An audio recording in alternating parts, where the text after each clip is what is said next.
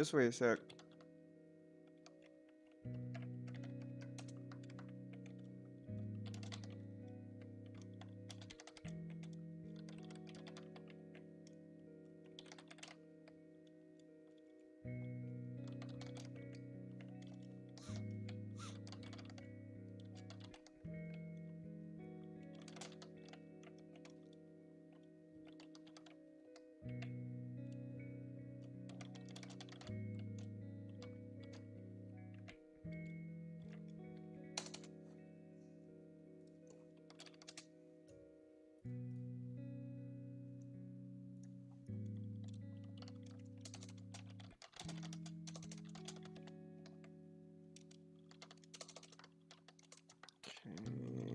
Should be good.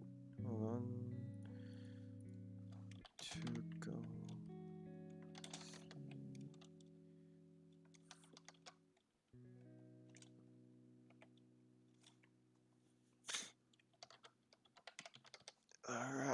All right, finally. Okay.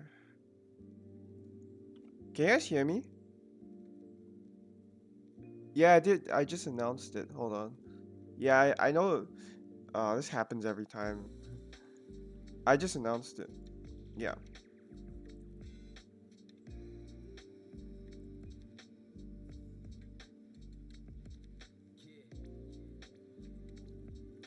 All right.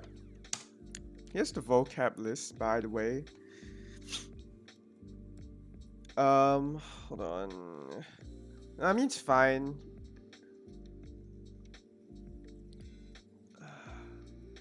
One second. Let's add this to description. Vocab list. Link. Alright. Okay. Yeah, I know there's fewer people. Usually people will be like late, and then they'll ask me, why'd you stream late? Why is your stream so late? I miss your stream. Yeah, so that happens. Whoever that is here though, yeah, I'll teach you guys anyway, cause I'm kind of used to it now. All right. People will come eventually, so I'm not too worried. Um, and people just watch the VOD anyway, so I don't know. Should I find a better time to stream this? I don't know. Like this is the best time for me. And like it worked for a while, and then people just didn't come anymore. So hold on. Let's check. Volume is okay. All right, never mind. Okay. So yeah, I'd just like to ask, how's everyone's day or night, wherever you're from a different part of the world, you know? How's your day, I guess? Start with that.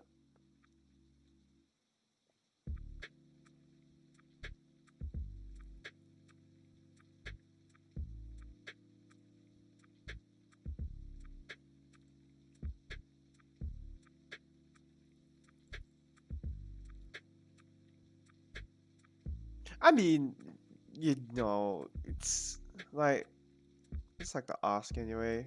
How's your day? If you just woken up or if you haven't slept like exercise here. Yeah. Uh well, I don't think a lot of people are gonna comment on it. So I'll just tell you what how I've been feeling. Busy. Um yeah, that's true. I've just been busy, like doing stuff.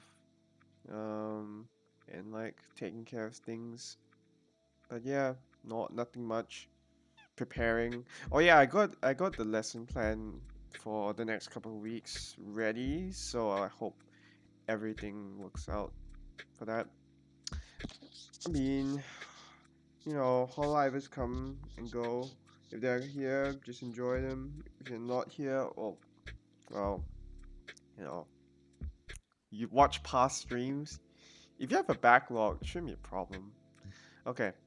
Um, yeah, this lesson will be there's 20 slides here. So this one will actually be short.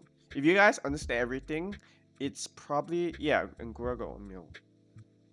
I'm okay. Um, I wish I could wake up earlier though. But yeah, this might actually be a short one if you guys understand it all.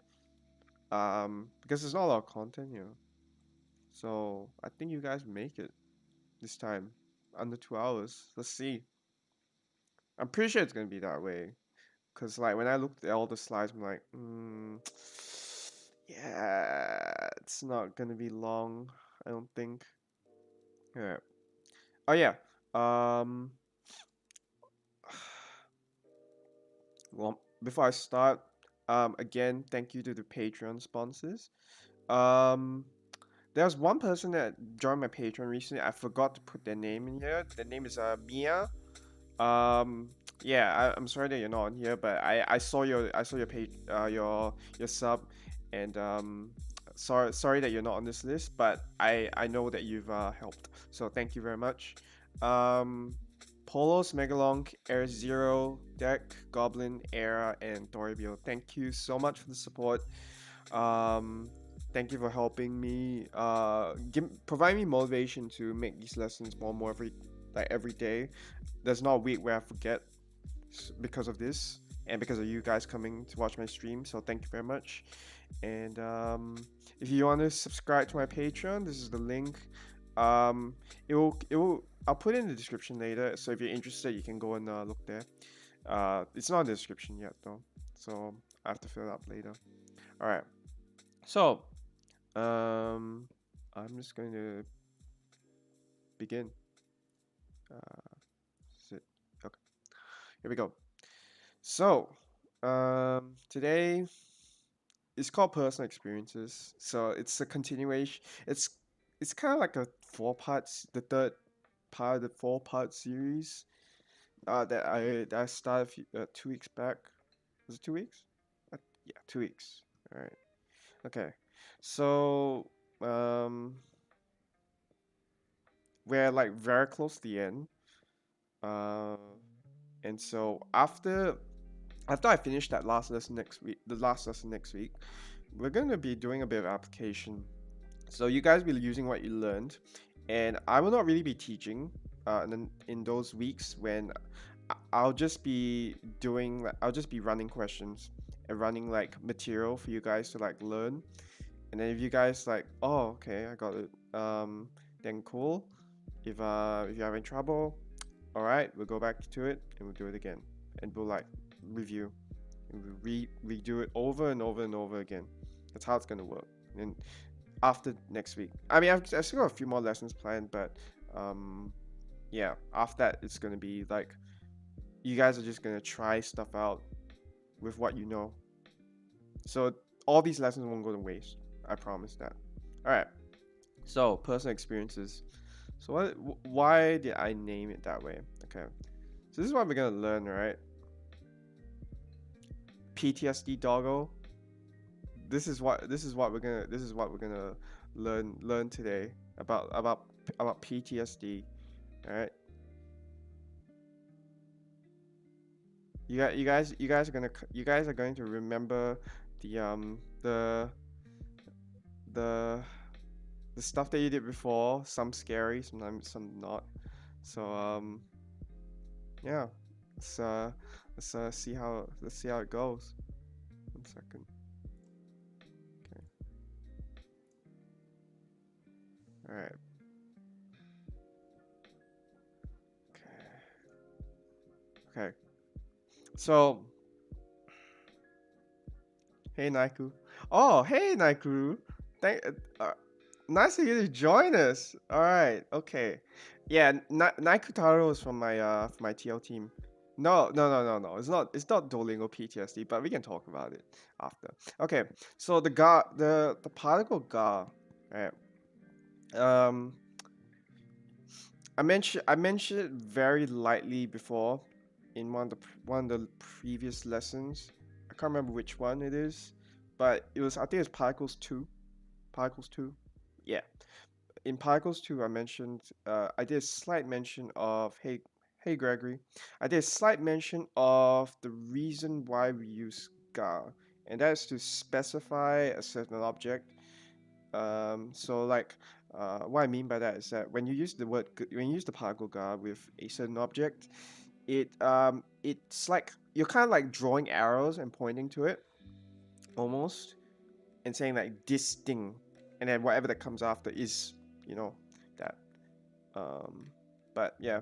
Uh, hey Gregory, I haven't seen you around before, so for if you don't know, I teach Japanese. And I'm helping these guys learn. So if you want to learn Japanese around, stick around, and I can help you out. All right. So today I'm gonna teach about what other uses there are for ga, because because it's not just um I mean, it's mainly an extension of what you saw on that second particles lesson. So here we go. I hope you guys have your pens and paper ready, or notebook, because you need to know this. This stuff is actually pretty important because you will see it used very often. Oh, that's cool. Yeah. Okay. So um what again? So why ga again? It's used to specify a certain noun, and you can also use simple sentences as nouns. Uh, what you know about that next week, because I'll be talking about that'll be in the final lesson for the beginners course, and then if you ga can it's also like introducing new information. So when you see the word ga, right, it's kind of like it's exposing a new part or something that wasn't really talked about in within the that context or mentioned in that context. um like uh what's actually there but just not said yet. So that's the best way I can really explain it actually. So you guys will see what I mean. uh it's a bit hard to explain with words for this because ga is a very um, confusing topic. So I will do my best to describe it. All right. So example, um, 祭りの昨日の配信がすごく面白かったです。Now this can be okay. That should actually be a while, but the point I'm trying to make here with this example, right, is yeah. Hey Goblin. So the Ga particle here is meant to be like is meant to say oh that particular stream rather than like in uh like people will know what you're talking about. Um like it's it's pointing out to that particular um Matsuri stream. Whereas if you just use Matsuri no kino no haishin wa sugoku omoshirokata desu, then it's just saying, oh, Marine stream is pretty funny. Sorry, Matsuri stream is pretty funny. So ga is just to add that little bit of uh, what's it? It adds pointers, in if you like to call it that. It points to Matsuri's particular stream, which was super funny. But alright, so uh the guy that I'll be talking about today is that, but there are specific uses that you can have as well for the particle guard. So what does this look like? All right, let's be. All right. So first, I want to talk about two verbs you see used very often, more often than not, or like almost every time. If it's not replaced by a another verb that in the list of verbs that's out there, which is like within the thousands probably. Okay, there are two. There's aru and iru. Aru is the verb. Aru and iru mean the same thing. They both mean to say to be or to. It's just saying is, right? Or yeah, to not to become. To become is naru. but to be. So what? What do you mean nice object? No, I'm not. It's just a, it's just a normal kind board. I don't know what you're talking about, man. So, all right, inanimate objects. All right, we have Lucia. So we have this cutting board here, and and we have a living and a living thing. Was it why you guys was it calling me out here? I didn't do anything. I didn't say anything. And then living thing Sakramiko is was here, right? Um, h- I don't know how it's better to say it, but um, what? It's just a cutting board. All right. I- Iru, yeah, Iru is for inanimate objects to be. So it just says or to exist. The meaning is to exist, but you never really use to exist. You just say to is um is here, or like is there, is over there. We that's how we used to. But um the definition of Aru and Iru is to exist. Yes, there is a difference. If you use Aru with living objects, it's wrong because people will be like, huh? Because yeah, there's a very big difference between these two. If it's on like legs and moving, right? It's a living thing. It's Iru. If it lives and breathes, it's Iru. If it's an inanimate object, cars do not count as living things.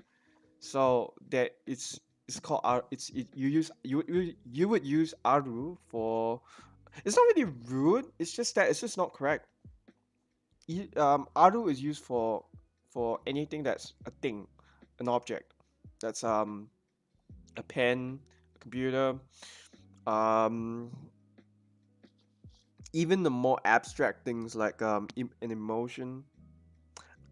I don't really know if you can insult someone with Aru, but it's just not the way that you would. It's not how you would it's not how you would say when someone is around.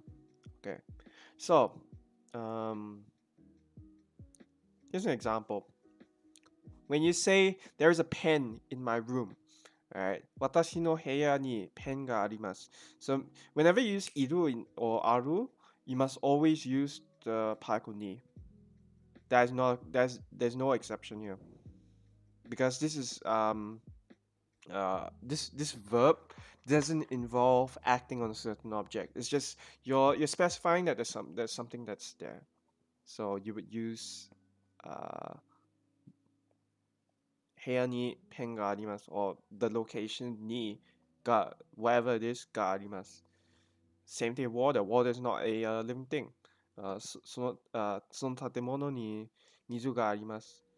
Yeah, so if you just open the vocab list, you see the words there. Uh, yeah, その建物に水があります. So there's water in that building. So yeah. Any questions so far? I think it should be easy because this is just like a verb, but it's just that I'm pointing this one out because everyone needs to know this. Everyone needs to know about Aru and Iru. If you do not, you'll be confused by a majority of the sentences. So you must know Aru and Iru. When you read like any sort of like text, or even when you watch Whole Life, you hear the word Aru used a lot. So Aru and Iru. Anyone else got any questions? Okay, cool. Alright. Okay. Now, Iru is used for living things, as I said. So, 私の家に猫が2匹います. So if you guys remember the counter stream that I did, I mentioned hiki. Oh wait, no, I didn't put hiki in there, but we discussed it. All right, hiki is a counter for small animals. So there are two cats. So and then 今駅にいます. So when you so again, for those who don't know, the reason why there's no watashi wa here is just because it's usually you wouldn't say it. So you would just say 今駅にいます. Oh, I'm at the station now. The what if there's nothing there, but there's a verb that's like iru or any sort of verb, but there's no subject there, you can probably assume that you're talking about yourself, because it's usually implied with like any sort of any Japanese sentence. If there's no subject, it's usually you're referring to yourself. So yeah.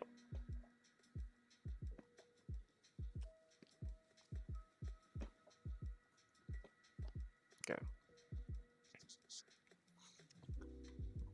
All right. Any problems here? Yes? No?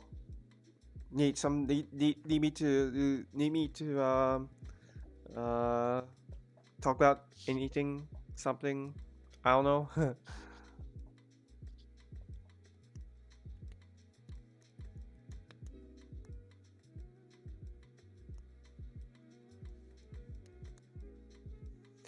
No, it doesn't. Um, it's not. Isn't no. The formal is not from the subject. The formal is always from the verb. Usually you would never. So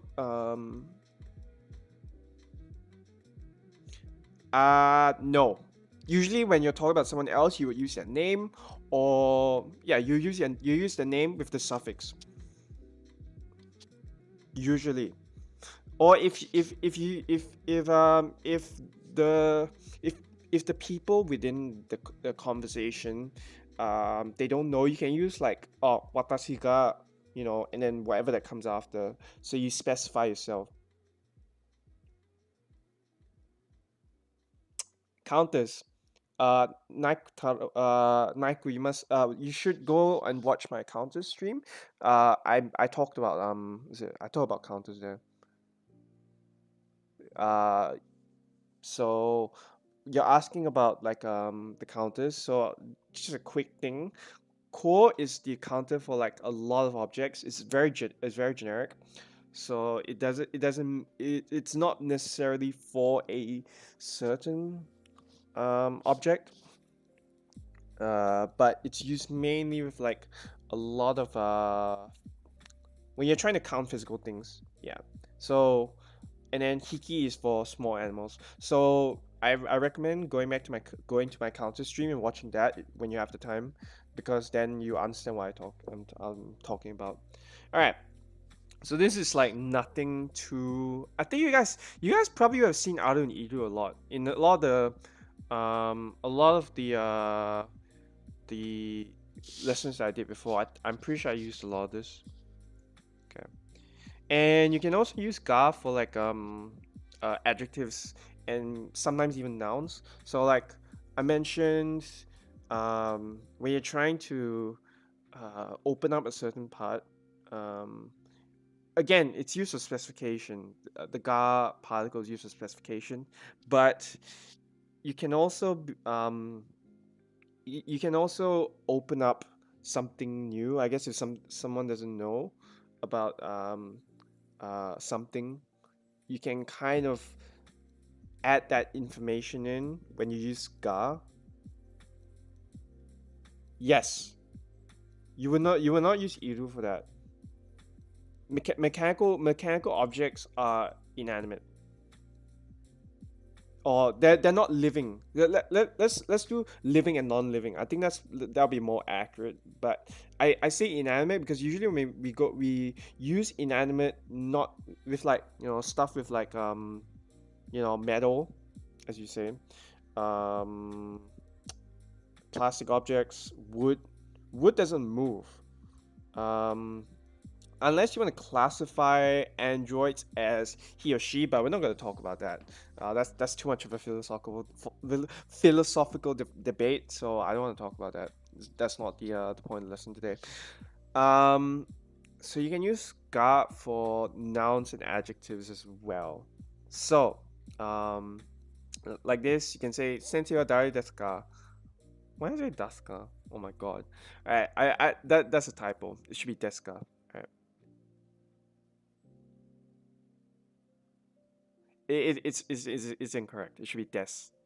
That's a typo. Um, 私が先生です. So, uh, yeah, you're just mentioning the that you're pointing to yourself and you're saying, "Oh, I'm the teacher." So, yeah, it's just for specification and like and sort of introducing new info. Sounds like that. And then yeah, adjectives. Got jozu, got heta, and got i. Those are some examples. You can put anything in there. So like ga, what's it? Ga warui, ga i, ga oishii. You know, you can add. You can use whatever adjectives you want. There's no, I guess, there's no restriction to what adjective you use. It's just it's just an adjective. Alright. Adjective or noun, but you have to note the context of the sentence because if you use the incorrect word, of course, it's not going to make sense, right? So important thing is still to take note of the context which you're writing, which you're using the words under. So yeah, just things like that. The more you use Japanese, the more it'll become more natural to you. Okay. Okay. Here's some application of the adjectives that I was mentioning. はーちゃまは料理が上手です.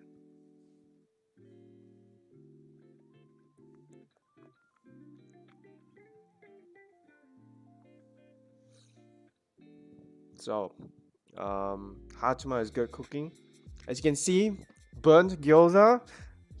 That's some top tier, like was it 5-star Michelin restaurant food right there. See, Hachima's gyoza.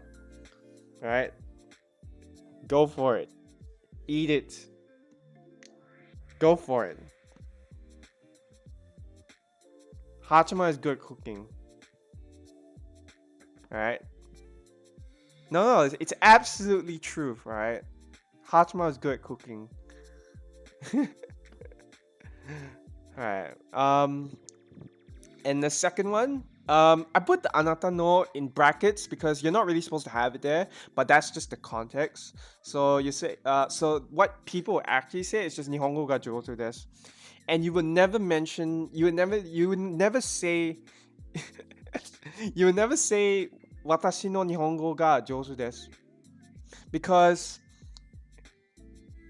in Japanese culture, you never really say the word I, especially with jozu, because jozu is like, if you use it of yourself, it's like pride. So people see that you're very arrogant if you say it like that. So you never say like watashi no Nihongo ga jozu desu. Even when you're talking about yourself, you wouldn't say jozu because it gives off that very hey cheese. It gives off that very arrogant vibe when you talk like that about yourself. Because when it comes to Japanese, they very rarely talk about their like strong points. I mean, it's normal in Asian culture, but like you shouldn't like even then you wouldn't really say it.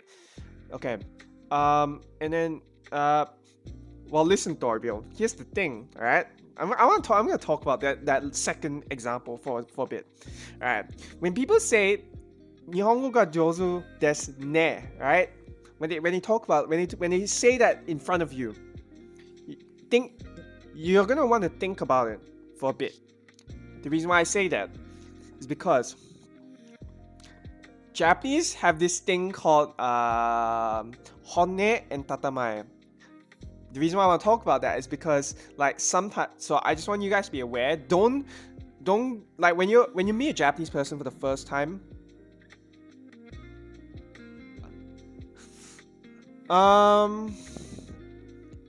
kinda.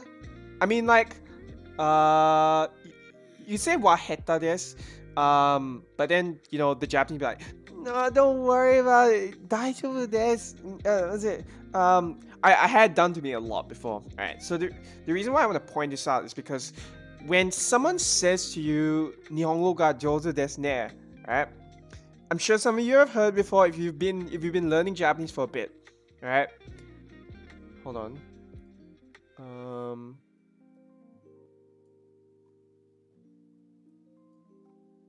Hold on. Is the music too loud? Hold on. Sorry, it's a bit loud for me. Just gonna raise this. Raise this. Okay. No, because no. Listen. So just because it has like just because someone may have put a particle there, right? It doesn't appear to that because all right. Honen tatamai. Honen tatamai is a concept that you would see used in with Japanese people a lot. You don't hear it out loud because that's the thing. So hone means like the inner self or the inner thought, if you like to call it that, right? Not necessarily, Neil.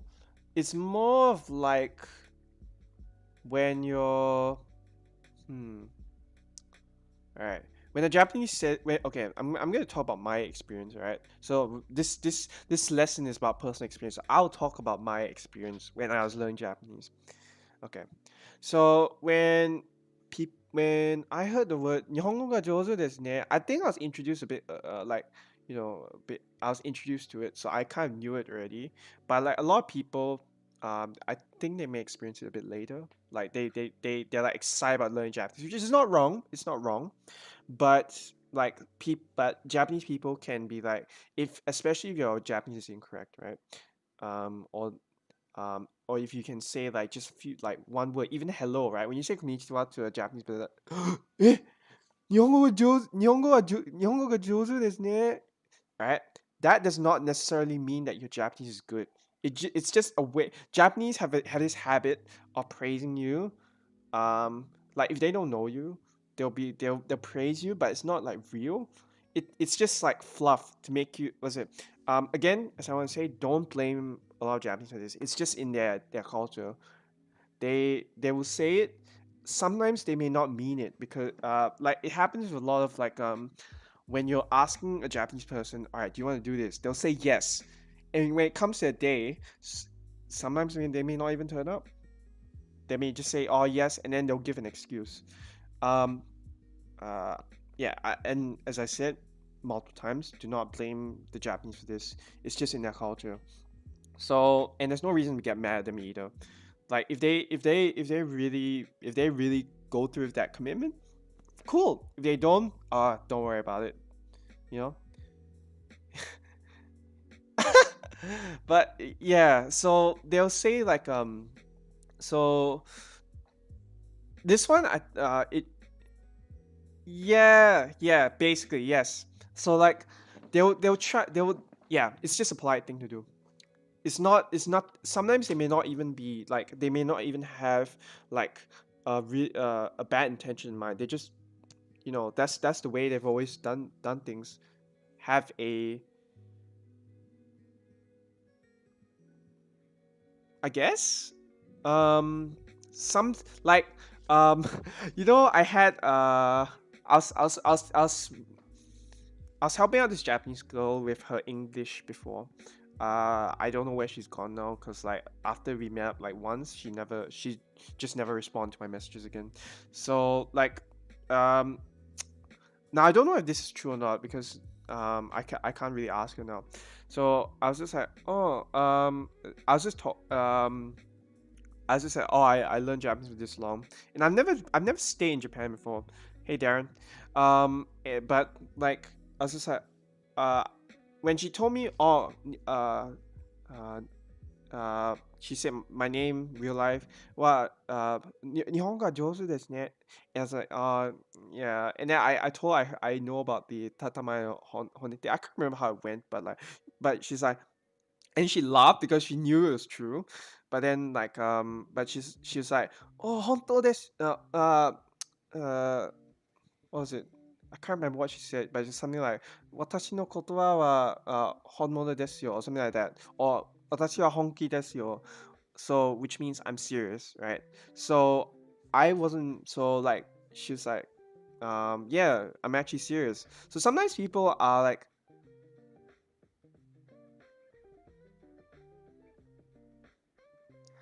yeah, because it's Japan. They enjoy being polite. That's the thing I like about Japan. You know, they're very polite, and a lot of times they don't really mean like when they ignore you, when they don't give their opinion, right?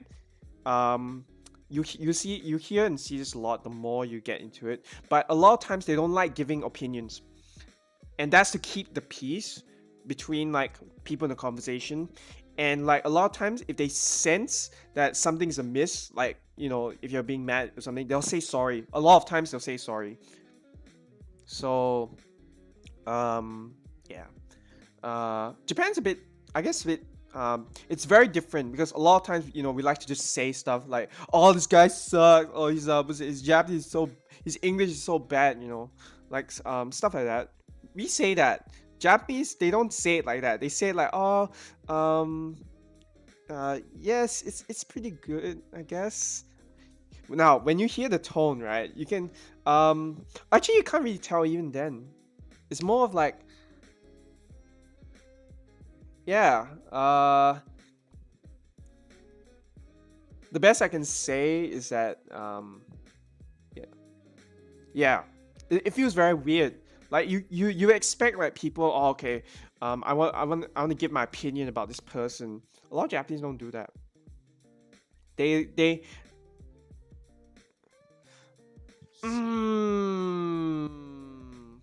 they're very similar. Fuma and Jozu, like if you look at it, they're very similar. I think you can replace Jozu with Umai. I'm not sure the nuances though. I'll have to look it up, but for now, all I know is that it's that. So, I mean, okay. Um, so when you're speaking to a Japanese person, right? Don't don't be discouraged when they say that. Now that I'm telling you about it, right? Don't be discouraged when they say like, your Japanese is very good, but you feel like they don't really mean it, right? This is what you do. You don't worry about it. You just go back, you review like I did. I had so many embarrassing experiences, and hey, you know what? I got Japanese friends now because I kept going. So don't worry if you meet a Japanese person for the first time, you feel bad because you feel like you've messed up. That's normal. All you gotta do is just continue working your Japanese again. That's all you do. So that's some motivational speaking 101 from Ek-kun, right? Sub to my Patreon, super chat me. Thanks Kay. Yeah.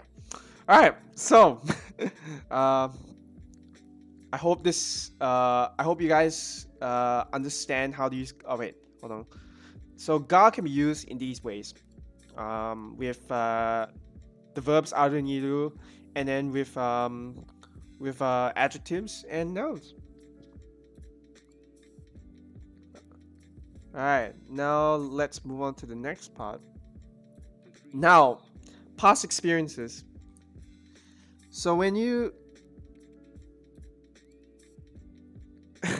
no, I don't mean it like that. I mean like if you're discouraged and you feel if you're discouraged when you're complimented because you feel like you're imagining that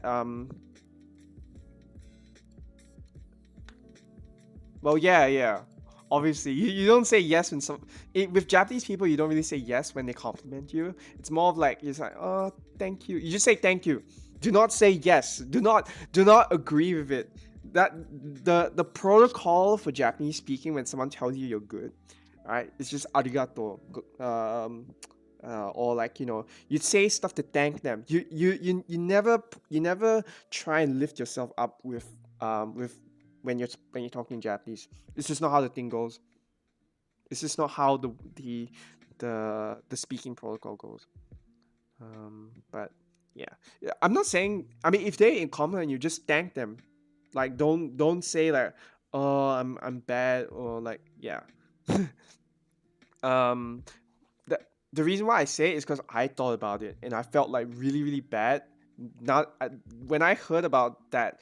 Honen tatemaya. Oh yeah, so honen, yeah, honen means the inner thought. Tatemaya means the um the outer appearance. So the appearance, the front that you build up, that's the literal term. Yeah. Yeah, don't forget to smash that like button. Thank you very much. All right. But yeah, um when you're learning Japanese, it's also good to get into like this sort of um humble attitude, because when you do, right, people the Japanese be very very comfortable with talking with you, because they feel like, oh, okay, I'm talking to someone who understands, who thinks like me, because Japan, how should I say this? Then they, as much as they've been exposed to the outside world, they're not like they're still learning about the way we do things. Like when it comes to um the way we share opinions, right? A lot of people in the world, they share opinions. Japan doesn't. Japan's like very rare, like and like they rarely break rules. They'll ask you about it, and you say, oh, okay, is it possible to do it? That's why in the last lesson, I think I mentioned asking permission. I said, this is this is uh thing that I discussed last week. Demo-e. Demo-e is a way of like um is okay, or like it's fine to do, or it's fine to do whatever. So it's a tail form of a verb. When you ask, eat, tabete mo ii desu ka? Is it okay to eat this? Japanese will use that a lot, because it's they just want to be okay with you, and they never assume that you're fine with it. So they'll never barge into your uh they'll never take your things. Also, I'll talk about Japan later, my Japan trip later, but like you guys will see a lot of a couple of Japan references in a bit. All right, so describing past experiences. Um, the reason for this lesson is so that I can build up. So with all the ga and aru niru, as well as the um the adjectives and the nouns, uh, revolving around the particle ga. The reason why I want to point out this is the reason why I wanted to point out that particle is because of this like phrase, right? You'll learn more about it later, and I'll even talk about something very important next week. But you'll be the past experiences when you're talking about what you've done before. You say ta. The ta is the past tense casual form of a verb that you've done. So, koto ga aru, it says there is such thing. So, aru, as I mentioned, is the verb for exist. So, koto is the thing, or like uh yeah, it just means thing. But when you attach it to a Japanese is it a simple sentence, it's like saying this thing, uh whatever event that happened, whatever that you've done, or whatever that someone has done. Whenever you hear this, koto ga atta or koto ga aru, is saying like there is such thing as this. Or koto ga atta is like is more correct, because it says it happened.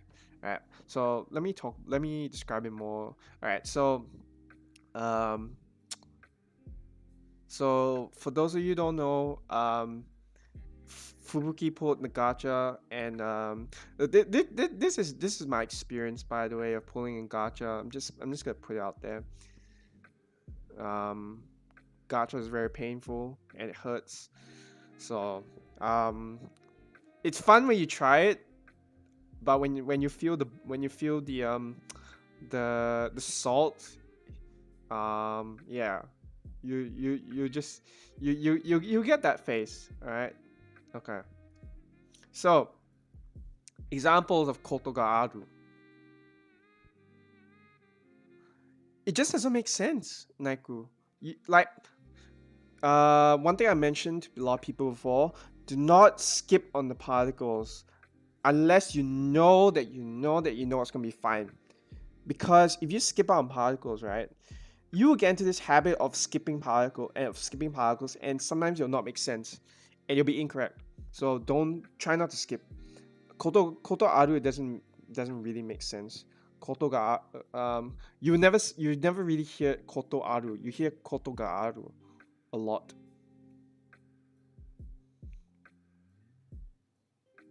So try not to omit particles when you don't understand what it's supposed to do. If you're experienced, maybe you can here and there you can like omit stuff, but try not to omit the ga for this one. This one is pretty important. Okay. Uh, アイスを食べたことがあります. You get I think it's more accurate to say here ことがあった. I've eaten ice cream before. So 日本に行ったことがあります. Or あった. Um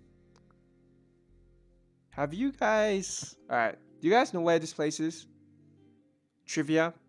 Just some small trivia for everyone. Have any of you been here before?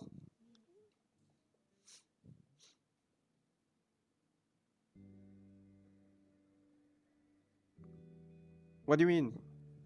What do you mean weird?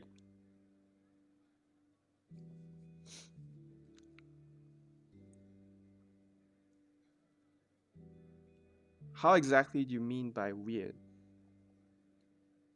It's just how it's supposed to be.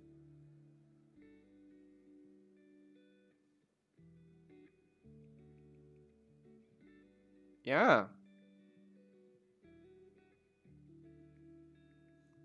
It's Osaka. Calico Man, running, Asahi, Asahi Dry. Okay. So for those of you who don't know, yes, Thorville. You see, this is the build up, right? Okay, so you guys have the um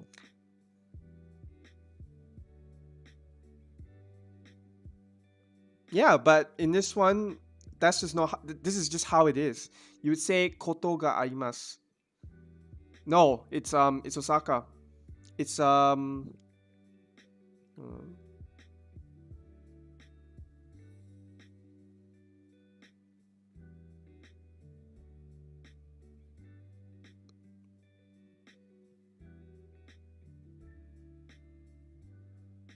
okay.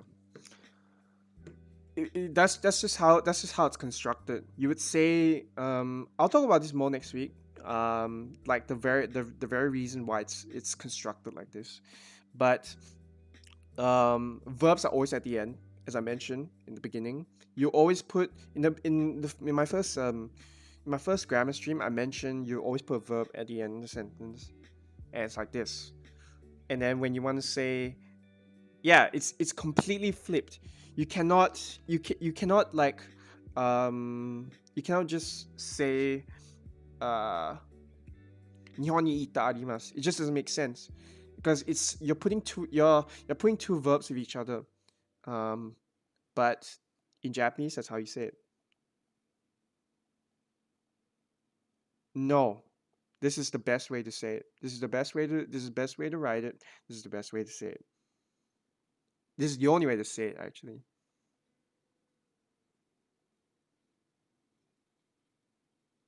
You can't. This is how it is. koto ga arimasu. That's why I pointed out in the beginning of this lesson. You must know this because it's how the Japanese say it. And if you don't say it like that, it either won't make sense or it just won't be natural. Simple. Okay. So do any of you know what the second picture is?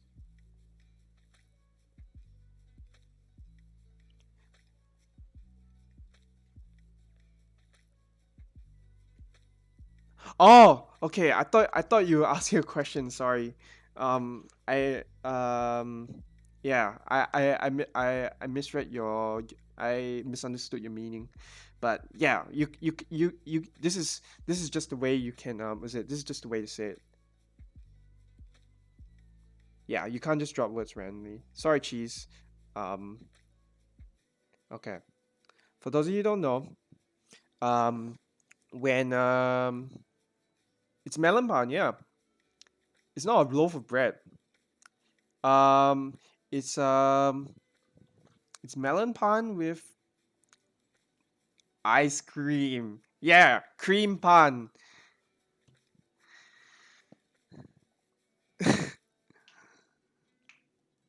I had this when I was in Japan, right? And it was so good. That's I think vanilla ice cream, cream pan. Yeah. So when you go to Osaka, okay, you want to have this. Um, and so good, man. Oh, I think I had the chocolate ice cream with this one. What? It's melon pan with ice cream. Oh wait, if you're talking about Yana's thing, yeah, he's like that. Don't worry about it. But it's ice cream with melon pan, and melon pan is so good.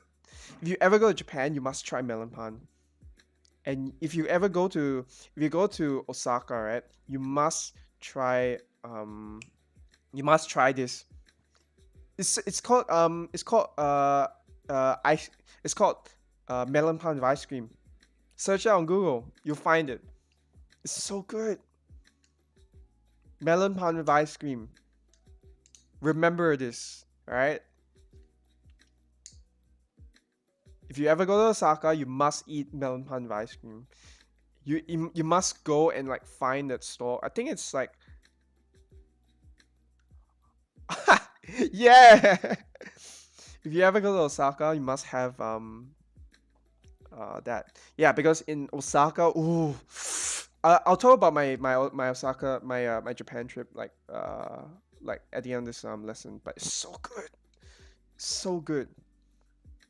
Okay, but yeah, that's Osaka. That's how you say you've done something before. Ta koto ga arimasu. Why is it formed like this? You learn next week. You will learn next week. All right. Now I just want to talk about. I just want to move into some special like particles which you will see used. You see it used a lot. I wouldn't call some are not particles, but these will be used. These are words that you would use. You would see used a lot. So kara made for from until. So the word kara means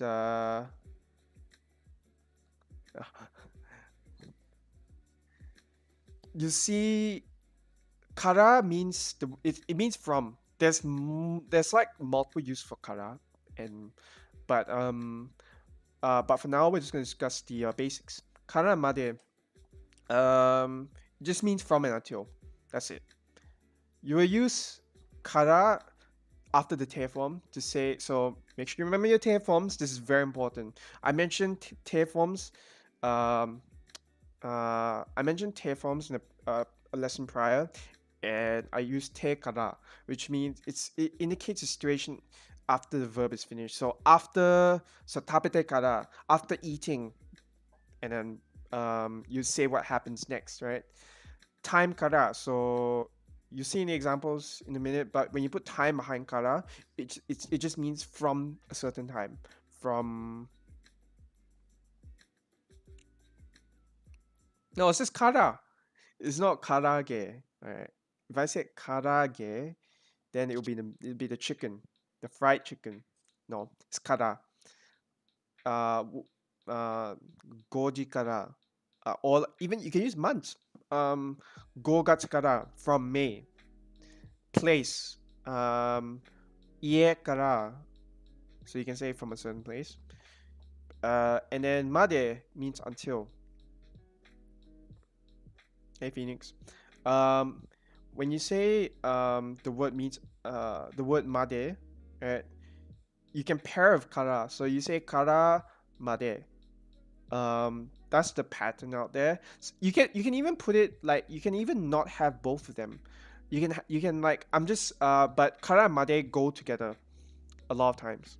So but kyarage, it's just when you use kara, is it juji? I'll talk about it in the example in a minute. But when you say kara for a period of time,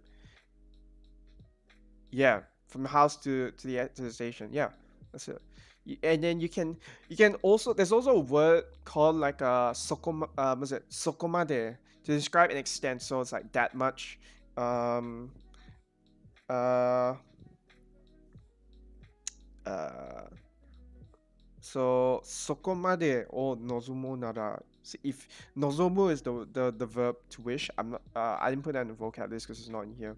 But just an example, そこまでを望むなら, so if you wish that much. So you'll learn more about this later. That one, it's not really important that you learn it yet. As a beginner, you don't really need to know this. But and then with a place, of course, it's a destination. So up to that point. Alright. So from until 9時から5時まで働きます. So I work from 5 to 9 to 5 p.m. 9 a.m. to 5 p.m. That's my usual working hours, by the way. So you can say that's the time, right? Yeah, it does. Yes. From that, yeah, but there's a slightly different meaning. It doesn't necessarily mean from that one is more so from like a destination or even just from an event, from one event to another. That's a very complex. That's a more complex topic though. So like I'll probably discuss more of that in like an intermediate course, but not now because for just the beginners, all you need to know is time and location. That's the reason for karamade. Right.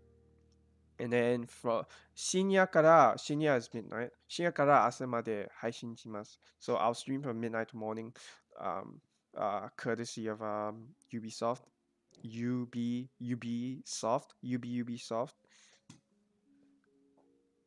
Get it? Cause UB is belongs to Cornet now. Okay, I'll shut up. All right.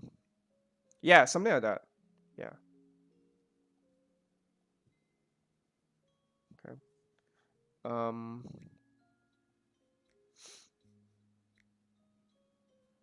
Anyone have a problem with from and until karamade?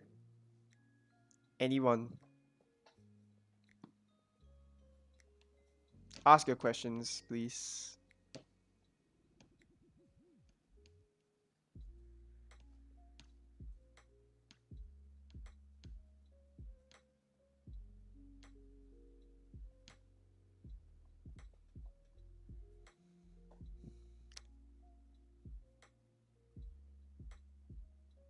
Okay.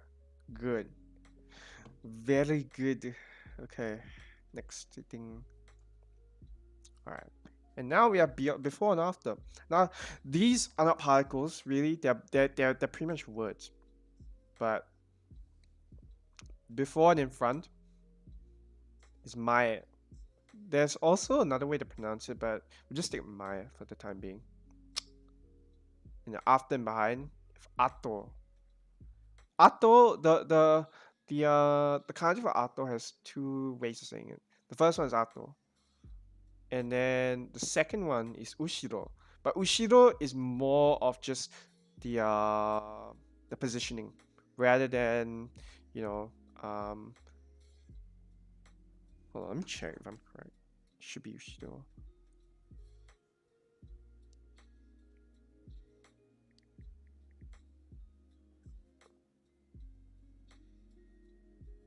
Okay, it, you have to put ro at the end to make it ushiro, but it's ato for after and behind. So you can use mae for when you're saying when you're talking about an event that has occurred before. So 2년前, 2 years ago. Or like 3, 3時間 前, so 3 hours before. You can also use mae for location. So 私の前に, so in front of me. Mae is a position, so you must use the particle ni, right? So 前に, in front. Or yeah, time. Uh, 前に for time, right? Before.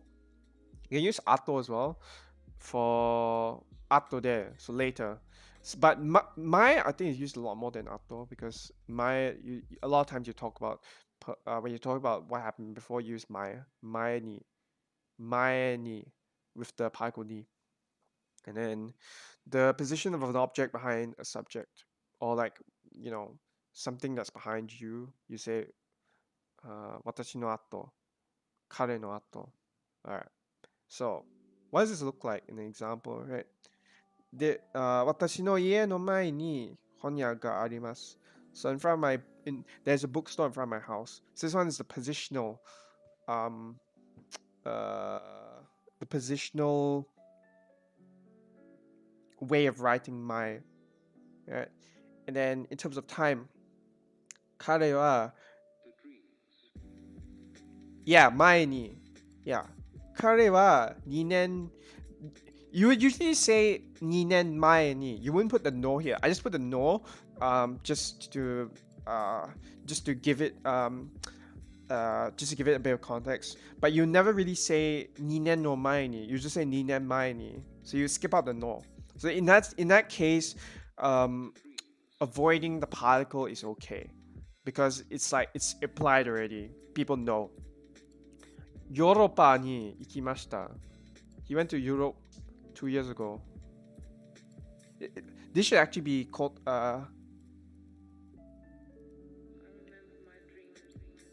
this should actually be koto ga aru, but I think this one's okay. I'm not sure if Samiko's here. He'll probably correct me, but yeah, it's like this. Oh wait, no, I copied this from dictionary, so it is correct. Never mind, my bad. Okay. 彼の後を見ました. He looked back or behind him is the more accurate way of seeing this. 彼の後を見ました. He looked behind him. And then 後で電話しますね. So you say I'll give you a call later. 電話 is just the word for phone, but when you put suru, it means to give a call. Honya is read the vocab list. Okay. Honya is a bookstore. Bookstore. Read the vocab list.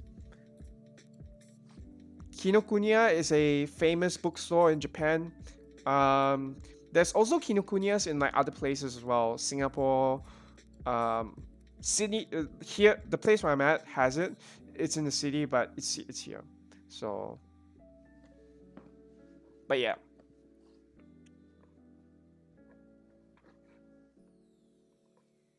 Does this make sense for everyone? Hold on, I need to turn on something.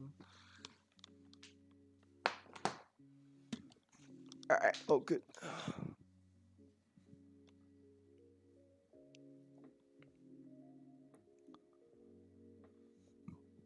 For those of you who don't know, vocab list is in the description. Check there. You might need to refresh the stream, but yeah, it's there.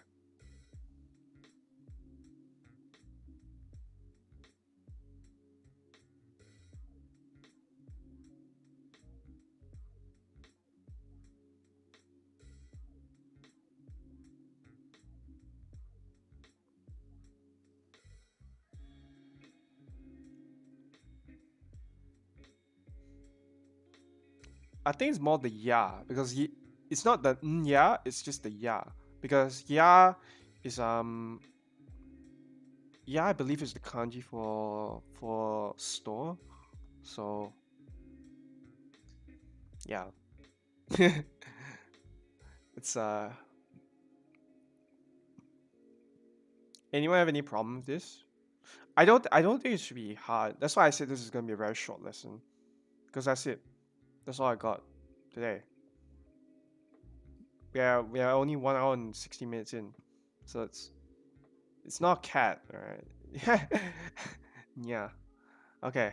So, um that's it. And if anyone has any other questions, just let me know. We're gonna move on.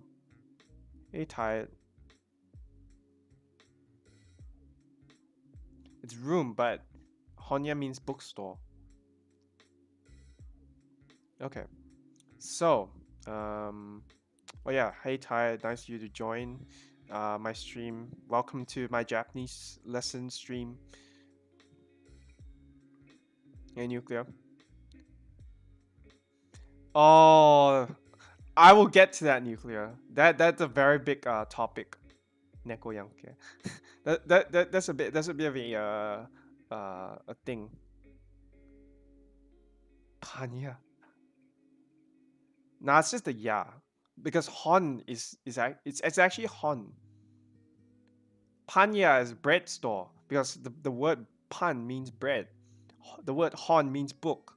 Ya is just the second part, which makes it the store. So hon, yeah. Okay. All right. So anyone else have any questions regarding this?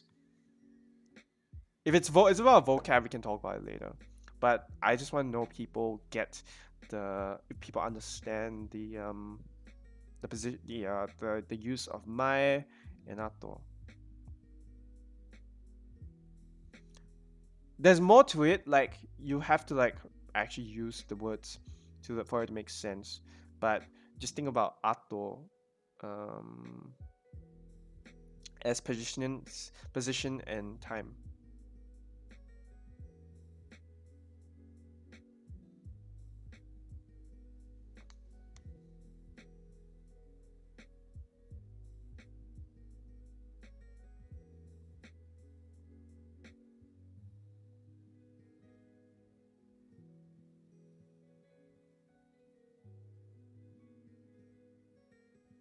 Okay. All right. Cool.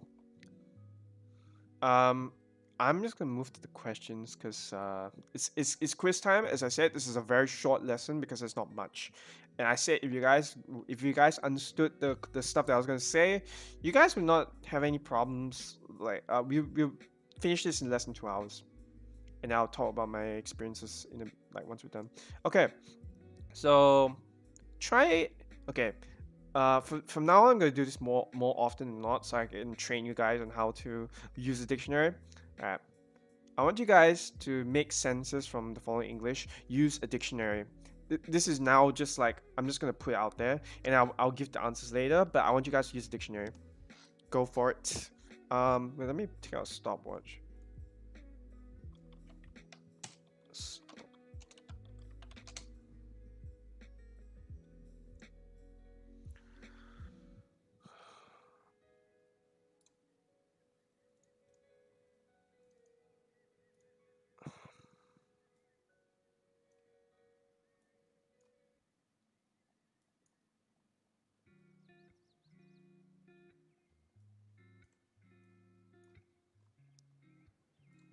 Okay, here's the timer. Go for it.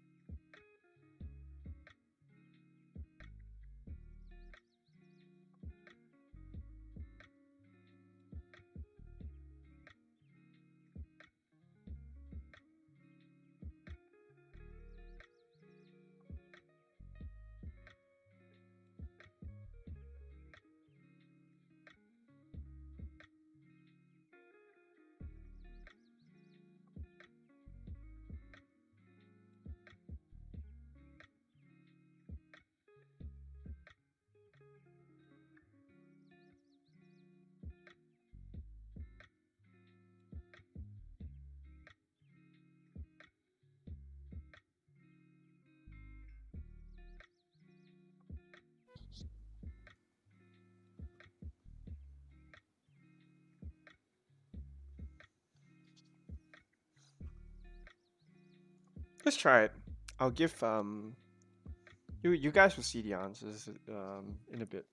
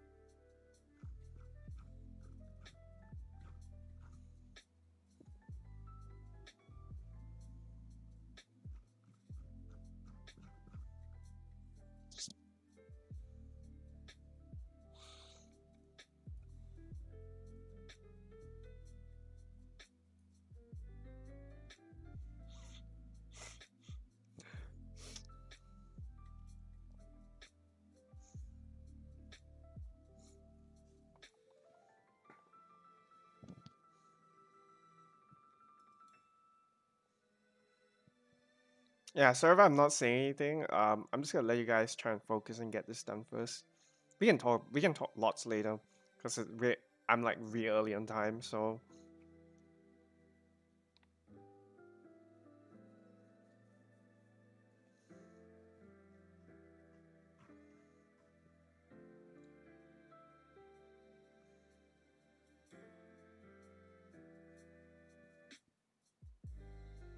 hold on.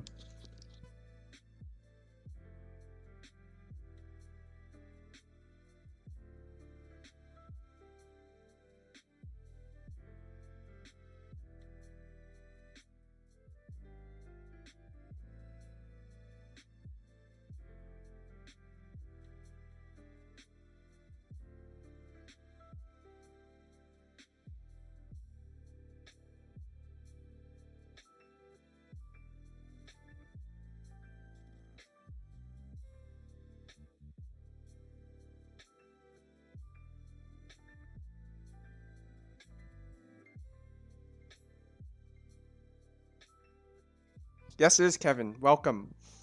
I stream Japanese lessons. I didn't know YouTube was doing its job. All right, cool. Welcome, Kevin. Yes, I teach Japanese. With whole life references here and there, and maybe some other like jokes. I try and make my lessons like uh enjoyable. So if you want to stick around, check out my content. I got some lessons already.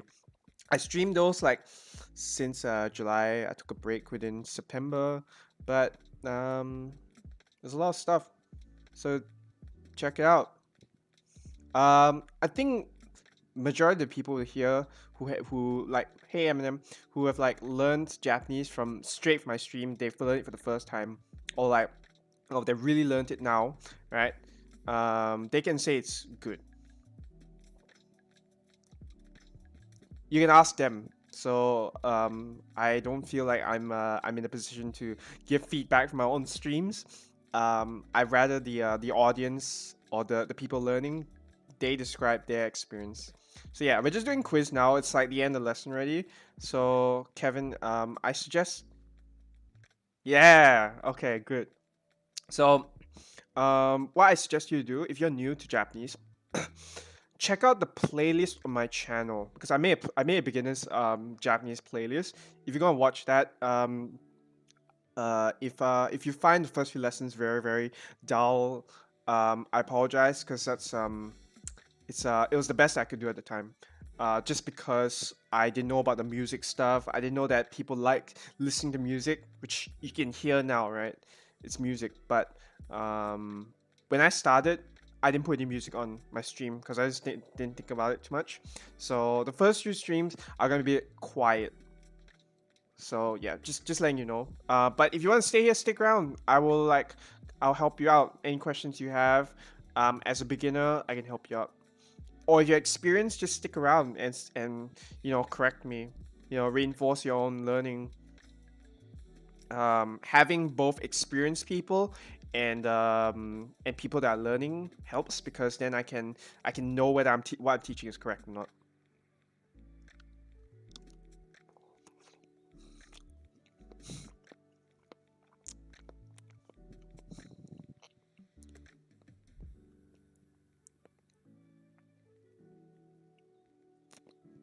Some of you are so close. Like, you guys got it, but you're just missing some important bits, which is the stuff that I was trying to okay, for all of you. All right, whenever I make questions, um you see.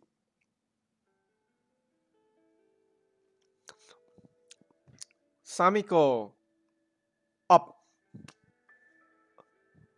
up. Wait, did I? Hold on. Did I? Wait. My bad. Hold on. Wait, let me check. Um, let me check because my bad. One sec. I gotta change this.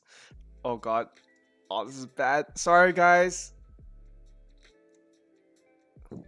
My bad. My bad.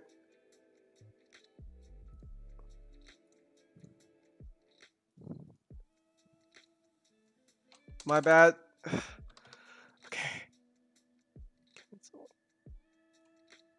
Okay. Oh, my bad.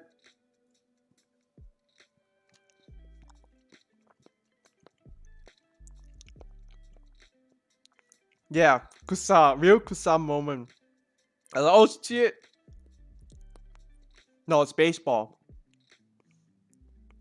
It's supposed to be baseball.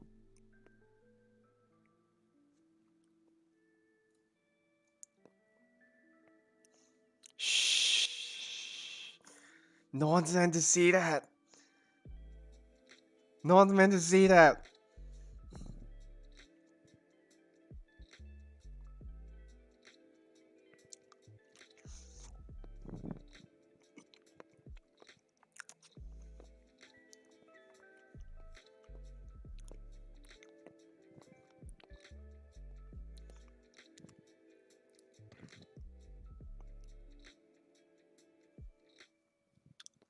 Yeah, so as you can see, Kevin, I make mistakes on my slides from time to time.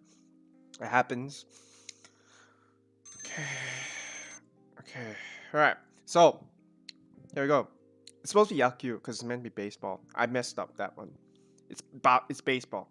Because I took a lot of these sentences from the dictionary that I was using, so yeah.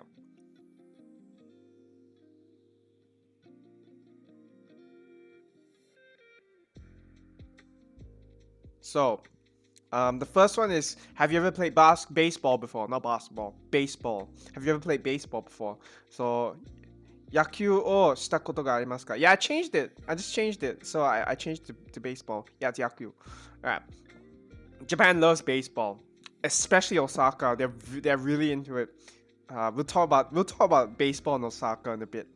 3年前に日本に行ったことがありました. I went to Japan 3 years ago. 後で宿題を終わりにします. Okay, so I mentioned ni suru like last week, right? Okay. What's actually supposed to be is going to, not decided. All right. Going to is more accurate because it's not past tense. Going to is I didn't think about that. So Goblin, you asked about why it's past tense. And why I wrote decided. It should be, I think a better way to say it is going to. I will, or I will, right? 後で宿題を終わりにします. So to decide to do, right? To decide to do にします. にする. you would say owari ni shimasu for I'm going to, because you've decided that you're going to do that. I'll finish my homework later. Okay. It's actually supposed to be nisuru. Koto ni shimasu is like a more advanced topic. It's supposed to be nisuru, just deciding to do. Sensei wa kyoshitsu ni imasu. So you can, yeah. You can actually. Atta is the past tense of arimashita, which is the past. Is the sorry. Atta is the casual past tense form of the polite arimashita, which is the past tense polite form, and which is the dictionary verb, is which is derived from the dictionary verb aru. You can't say atta. I don't think it matters really, because you're just saying was rather than is. So there's probably a bigger nuance in a more like something I don't know, because I don't really know. Usually for me it's like pretty standard.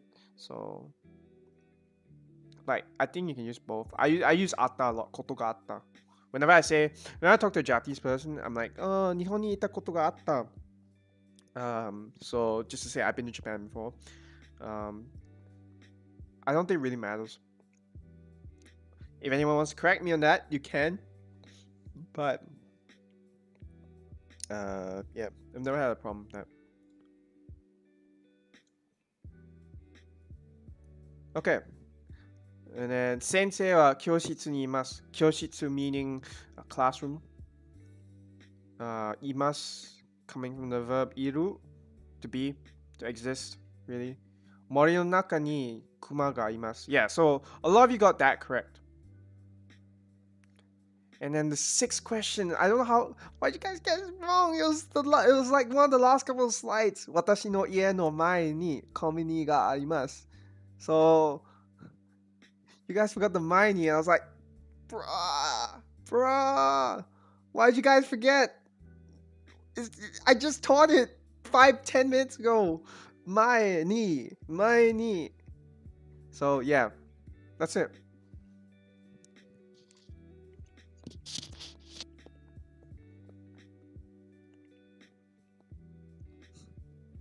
All right. Anyone have any questions for this before we go into the just chatting part of the stream?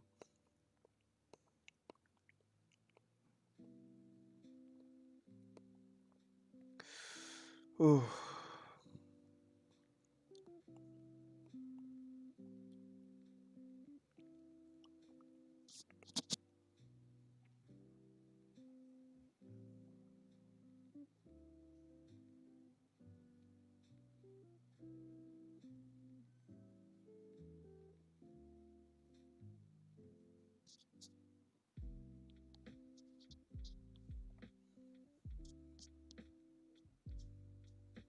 Let me know if you guys have questions.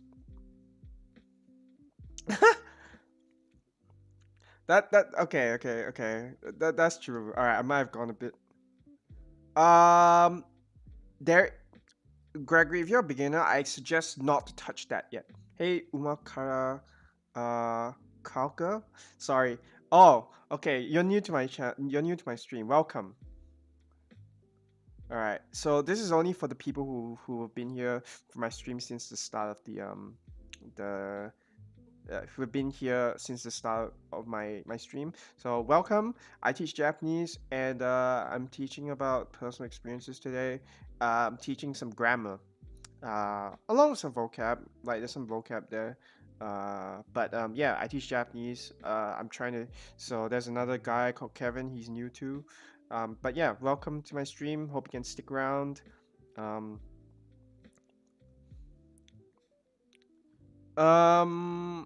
Maybe not. I think you can actually omit it, but I'm just trying to be specific. A lot of times when I say mori no naka ni, I usually say in me. Oh hey, oh this new guys. All right, there's 3 today. I think it's 3 or 4. I can't remember. There's like this. Wow. All right, I got some new people today. Welcome. welcome guys to my stream. Yes, if you guys are beginners, check out my. So you don't have to do it now. Like you can just hear me speak, but I teach Japanese. I taught since July, and yeah, well that's good, Gregory. Yeah, it's never too late to touch basics. So yeah, if you guys want to see more content from me, subscribe, like the video, share it with someone. I don't know. Um, but yeah, I teach Japanese. And if your name is in Chinese, I'm sorry if I can't read it because like was it I don't exactly know was it I don't know all the pronunciations for Chinese names, so I apologize if that's the case. You have to tell me the pinyin of your name if your name's in Chinese, or if your name is in another language that I don't understand. You guys gonna have to tell me how to pronounce it with Latin pronunciation, the Roman pronunciations. No, because it's imas. You can't say mori there. You can't say destination there imas because it's not a verb where an object is being acted on, or it's not like imas and aru imas and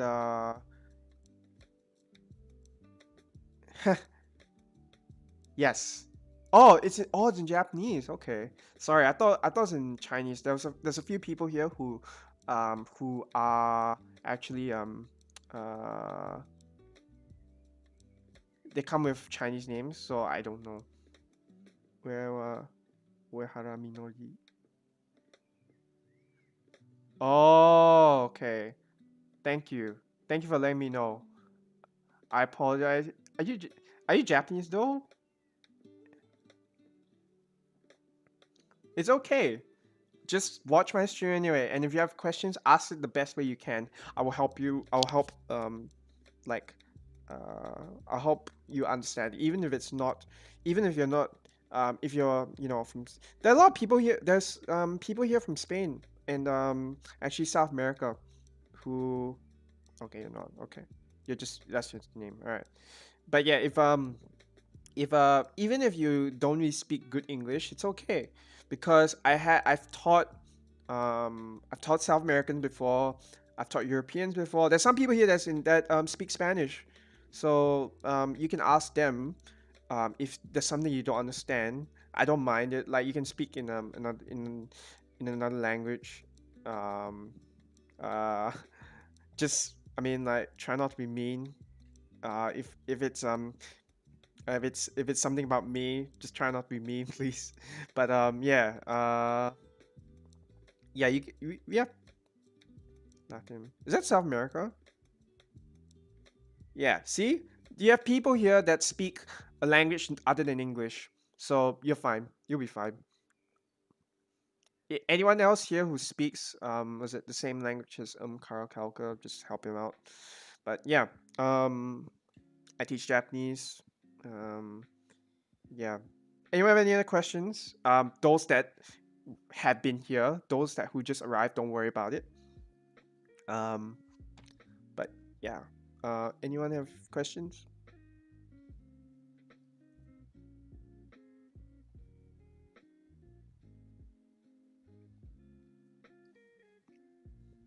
Was it a person from Chile?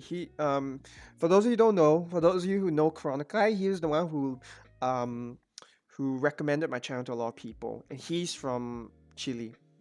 So don't worry about it. Portuguese.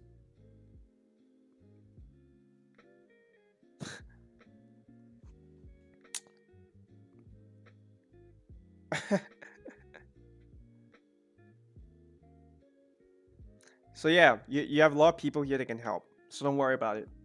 I'm just here to give the information to you guys so you can, start off, because a lot of people have trouble trying to start learning Japanese, and they're like, oh, how do I learn? They have no avenue for it. So that's why I started this. So I hope you guys will enjoy this. I'll answer them later, Metal. Any questions that are not related to the stream, we'll talk about later. Anyone have questions that are relating to the answers here? Like you're not sure about anything. I keep forgetting to put summary slides. That's what I forgot. All right. I realize now. I forgot to put summary slides. I haven't done that in like a lot of my lessons.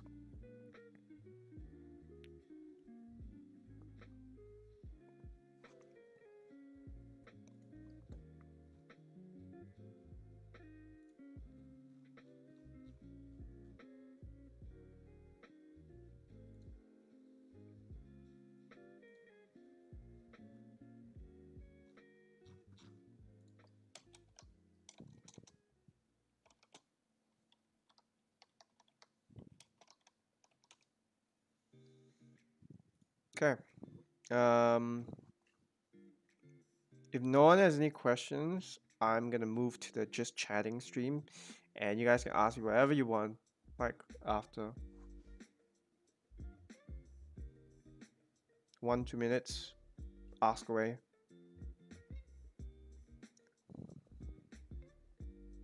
Um, oh, Duolingo. There's better things out there. I'm sorry, Gregory. I have to be honest. Duolingo is not. Um,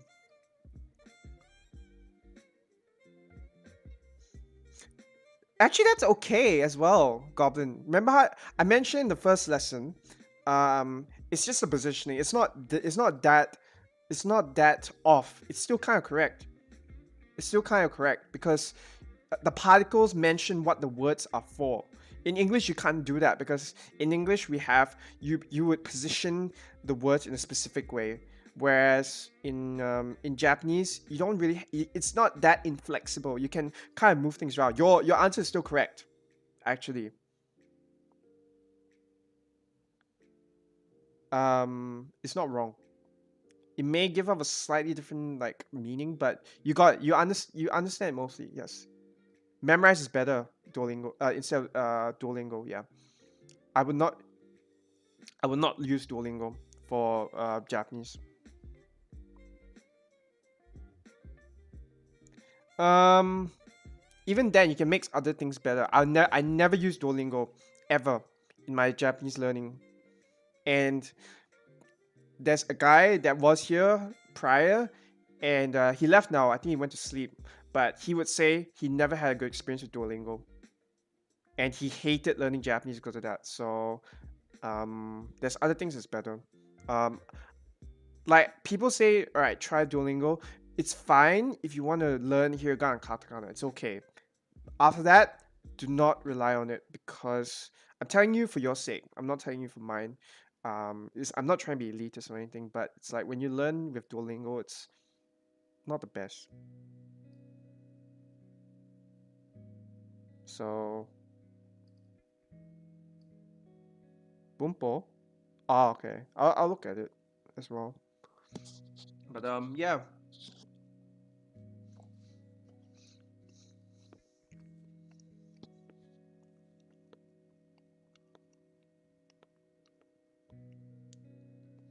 Anyone have any other questions?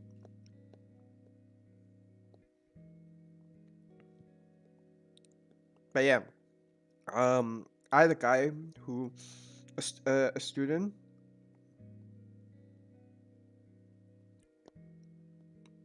Hmm. Okay. You're probably the rare kind then, but a lot of people a lot of people dislike Duolingo just because um they like they use Duolingo and they complained about it because it just didn't work out for them. So that's why I wouldn't recommend it for a normal beginner when they're like asking about it. For your case, if it works for you, wonderful, all right? Stick with it, keep going. But for a lot of people here, they dislike it. And they even say, like Samiko here is experienced already. Even though like he or she is like 1 year in. Ah, no, you're not messed up. It's just that you're different. I'll never ever call it like someone messed up just because they learn a certain way. But um, but a lot of people here they just dislike Duolingo. And for me, I rather not use it especially now because I'm 6 years in already. Oh yeah, for those who don't know, I'm 6 years in, was it 5 or 6 years into learning the language. So yeah. Okay, Duolingo does not teach grammar. Okay, so that's one important thing, Gregory. Kanji is one thing, but you need to learn the grammar. And Japanese is more grammar than kanji. I mean, yes, kanji used a lot, but you see a lot more grammar functions. Um, you would want to um, you want to learn grammar not from Duolingo. If it's just flashcard stuff, it can only help you so much. Even memorize has its limitations. Like you will learn kanji, 2000 kanji. That's like N1. And then you'll be like, when you're trying to speak Japanese, right? Now, listen to me on this. Hear me out. When you're trying to speak Japanese or write it out, and you try and write the sentence, a Japanese person will be like, "Huh? What are you saying?" I'm saying from my experience. Like I even use Duolingo, and I'm having difficulty. So if you do not know the grammar, it will look very awkward. I'm just warning all of you. So grammar is more important. But if Duolingo helps with your vocab studies, okay, I guess. Yeah, go for it. You know, if you think it's okay, go for it. You're not messed up. It's just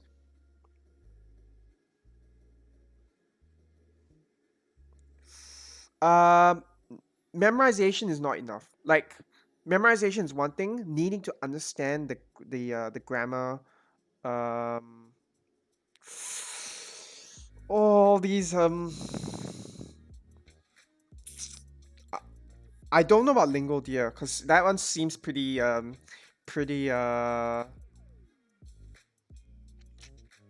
should I say it? It's just not. I don't know. It's just not something I think is okay.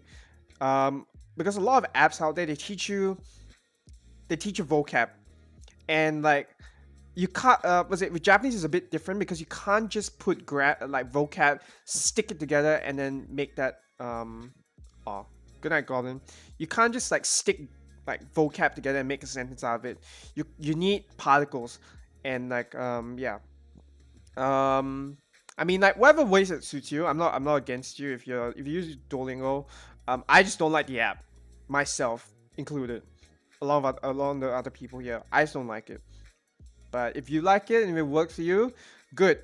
But the way you test the litmus test to test whether it has really worked is if you can understand. Um, no, Greg. Here's the thing: to test whether it works, you want to talk to a Japanese person, or you want to watch a Japanese stream, or read a Japanese like was it tweet or text, whatever news article. If it works for you, good. Then you've succeeded. Duolingo has worked for you, but for the majority of people, it doesn't really. So do it if you need to, but make sure to test whether it works or not. You must always test whether something works for you. So like for me, I got super annoyed when I couldn't even like do certain things. That was my test to see was it whether it works for me or not. But yeah, if it works for you, wonderful. But a lot of people here don't like Duolingo. Just saying. So, all right, I think that's enough because people already like had it. All right, now for the just chatting. Okay, now for the questions for that are not related to the stream. Yeah, no, this is different. Understand. Fair enough. Okay.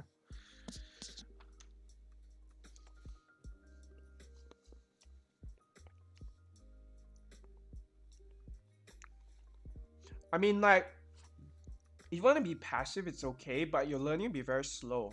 Like for me, I'm never passive in my Japanese. I'm passive like everything else. English, Mandarin. I've learned Mandarin before.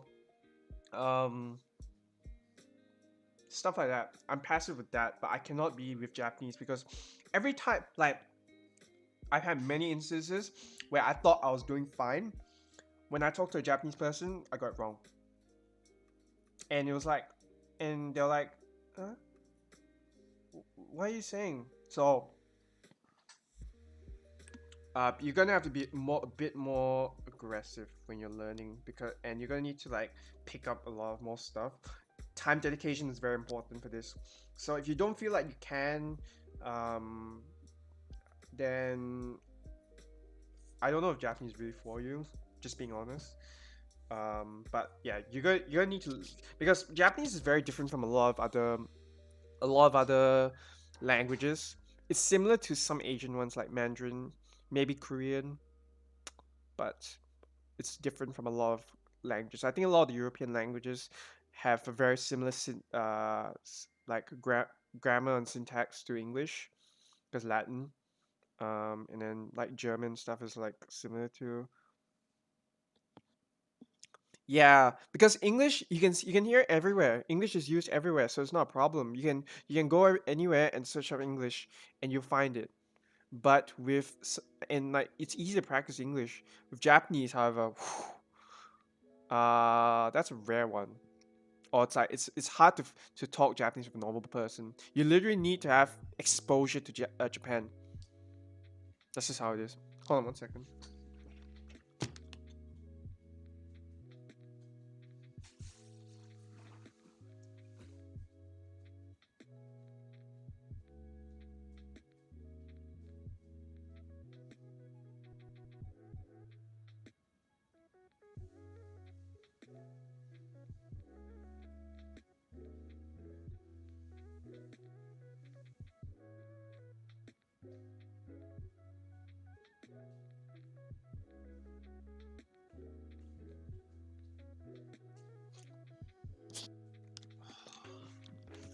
All right, sorry.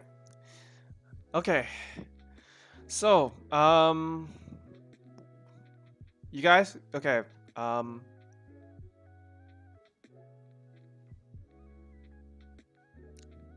that's true. Yeah, just give it a shot. Like, honestly, hey, glitch. It's all right. Don't worry about it. I'm not ending the stream here. Um, good. You know that's very good, because a lot of times people when they're like when we talk about weeps, right? You know they're the usual like anime person. Um, they like to make those statements in Romaji. Okay, I'm gonna be doing a bit of I guess flaming here, flaming those people. But some people when they learn Japanese, they like the Romaji. So you see, in my lessons, I never put Romaji. So let me go to an example. I never put Romaji here. Why? Because Romaji is, as much as it helps, like as much as it helps, it's easier because you can see it right with your eyes, and you're like, oh, okay, that's how it's pronounced. It doesn't help. Why? Because when you learn the language, when you're learning the language, right, you want to read the stuff that really matters. You will never see Romaji in Japan. Right? When you go over to Japan, like, and you want to like read what something is, what sign says or something like that, and you'll be like, I learned that, but I don't know. I don't know how to read this. I learned Japanese before. You'll regret it, because you will learn Romaji, and you will question yourself. Why did I do that thing? And now I can't even understand. I can't understand anything being here, you know. And then you have to relearn it again. So either way, you might as well start learning it the hard way now, and like not have to relearn it again. So um, try not to use Romaji if you can. Try not to stick Romaji. It helps with like, you know, if you want to learn how something is said, like kanji or something, it's okay. But you want your mind to adjust, to be able to be fine with hiragana and katakana. Yes, that's the first step. Any beginner must learn hiragana and katakana. It's always the first step when you're a new person. Always. All right. Um, so yes, crutch. You will rely on it so much when you stick into it. If you use that first. That's why. Sorry, Gregory. When it comes to Duolingo, right? I think they use a lot of Romaji. Can you confirm that? Does Romaji use sorry does Duolingo use a lot of Romaji? Yes or no?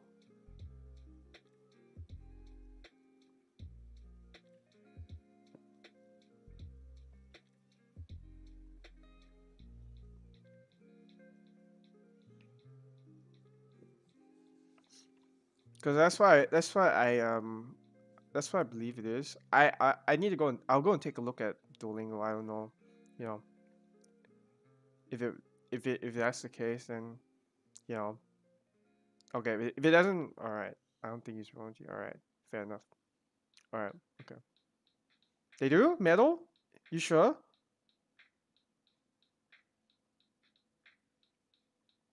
Fair enough. Okay, but yeah, hiragana and katakana are always for beginner. You must like don't rely on the Romaji.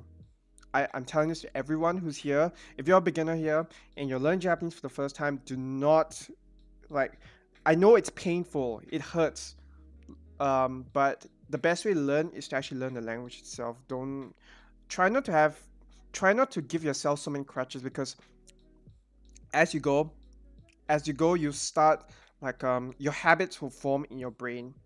Whenever you start learning a language, the the process that the changes that take place in your brain it starts like it's kind of like doing muscle exercise, you know, but you're doing it with your brain instead of your muscles. When you exercise your brain, you're making your brain you're forming connections within your brain, and that's why it's very important not to go with Romaji, because if you do that, um, the connections will start to like it will just the connections will form, but it will be of the Romaji instead of hiragana and katakana and be like, oh okay, this is what this is what is like. I'm never like I have like uh after some time when I was even when I was a beginner I didn't really stick with Romaji much after hiragana and katakana, so just don't do it. uh it's doable. Um, yes, it may be like a bit difficult, but it always helps. Like when you learn hiragana, you're like, oh okay, I got this already. When you don't know what stuff is and you forget like hiragana, katakana, it's okay. You know, you'll forget. Just go back to the dictionary and check the character again, or um go back to your vocab list, or hiragana and katakana chart. It's fine. Nothing's wrong with that, as long as you don't make that your um make that something that you're relying on every time. All right, but yeah, so you guys had questions, not relating to the stream. So what is it?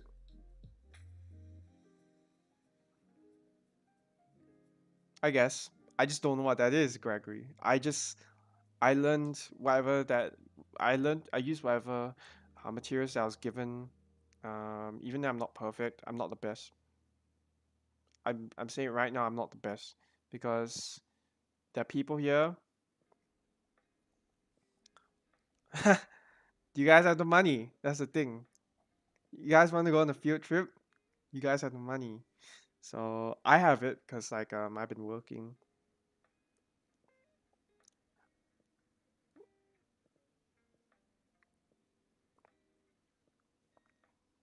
Hmm.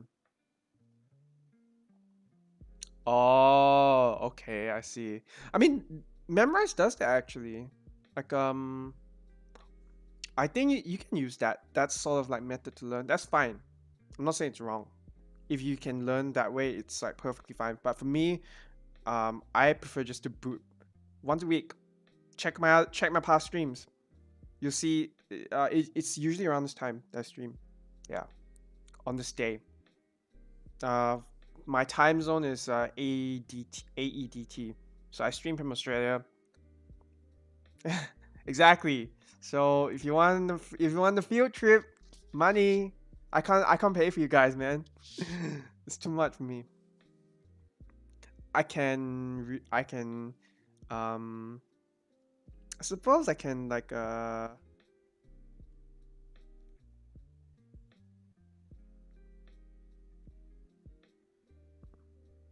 suppose I can like live stream myself if I'm in Japan, right? I don't know. Maybe.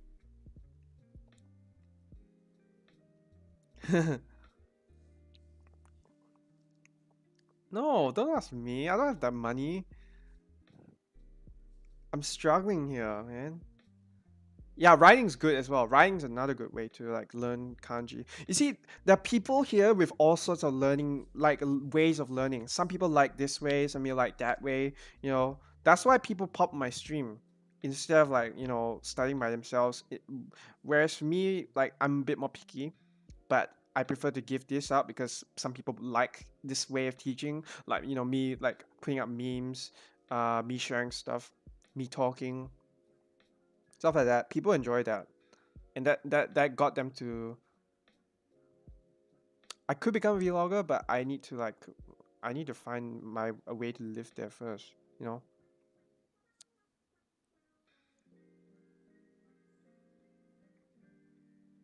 Oh yeah, that sucked. Hey, I was meant to go for the holiday as well. All right, let's talk about Japan. All right, I wanted to go to Japan this year before Corona, and I planned it. I booked my flight.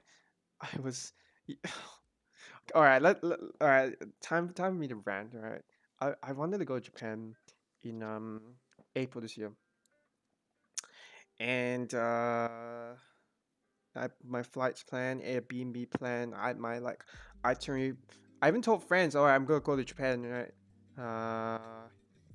And they're like, "Oh, everyone was so excited, even especially me." And I was going there to see cherry blossoms. What I didn't know, coronavirus. After January, I was like, okay, I'm gonna go to Japan. Yeah, yeah. And coronavirus came, and like people like, oh, it looks bad. I don't think we'll be able to fly. By the time April came, or was it end of March, right? Oh, I didn't get a chance to go because like I was just, I like prior to that, just like a couple of weeks, I was like, okay, it's actually looking really bad. I have to do it. So I just like canceled it. So I was so mad. Like I had the money saved for that trip and it just didn't work out. So uh all right. But I will talk about what I will talk about is my so the lesson today was about personal experiences, right? I'm gonna talk about something that I did. Um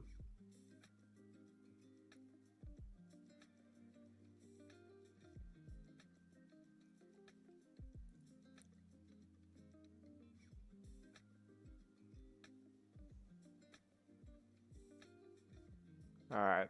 So let me go through the so this is in SoftBank in I think Akihabara. Hey Mia. Oh yeah, thanks for the Patreon by the way. I saw it. Thanks Mia. Don't worry don't worry about it. I'm so mad. Okay. I'm just going to like if I move the screen back and forth, don't it just means that I'm just trying to like change photos. So don't worry about it, because I don't want to show faces here. But all right. So I think this was in SoftBank. I can't remember, but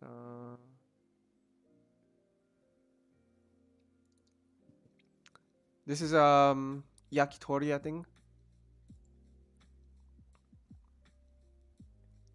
this is really nice. This is in Tokyo. Um, yeah, this is pretty nice. What else? Yeah, it's meat on skewers, but it's yakitori. And then like 1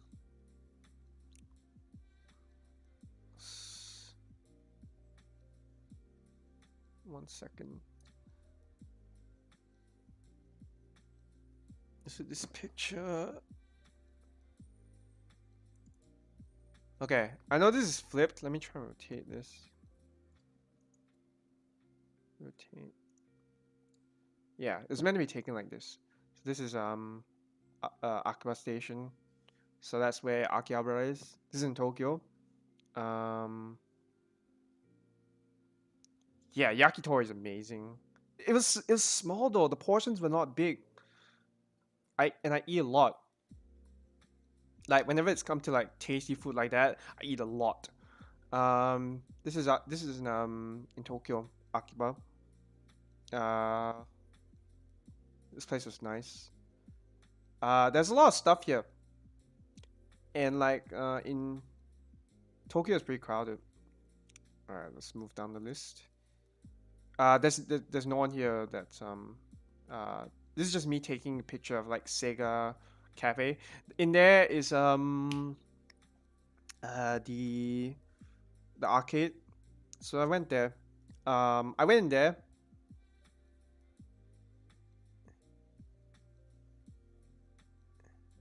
I guess, but it's still so. All right, I'll show you some like a big dish that I had later.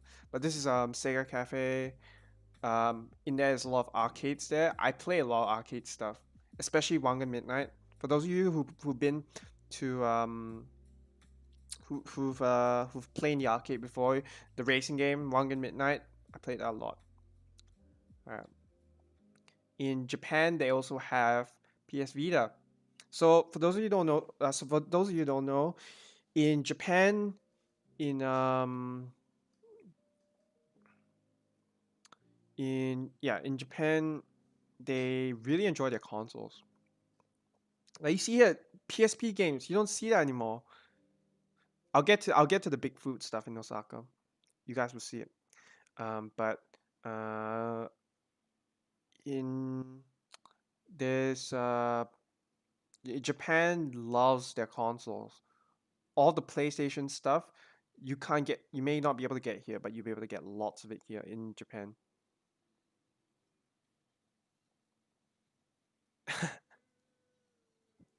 Funny that it is, yeah, it is. You'll be surprised. I'm not sure if I think it's out of service now, but they still sell a lot of retro stuff. PS Vita, PSP, they have that. Yeah, I know PS Vita is like it's dead in many other places. They don't sell much for PS Vita in the other countries, right? In Japan, no. In Japan, they sell like a lot of the retro stuff. Nintendo 64. I think GameCube. I don't know. Um, uh, Atari. I think. I don't know. I'm not sure the old game consoles. PS1 is there. PS2 is there. As you can see here, PSP for PlayStation Portable is still here. So, what else? Hey, Deck.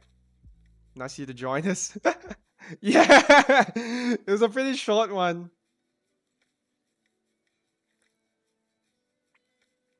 Yeah, a lot of the console stuff. So, Deck, I'm just talking about my Japan trip. Yeah, PS Vita is also there. You don't know what PS1 is, Metal? Okay, you must not have been from that generation. So, a long time ago, when Sony was still like a baby company, I guess. I don't know.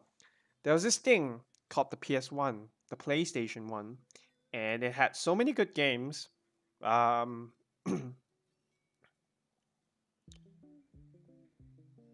yeah, so many good games, and like it was fun, it was nostalgic. The PlayStation 1. Let me pull something up.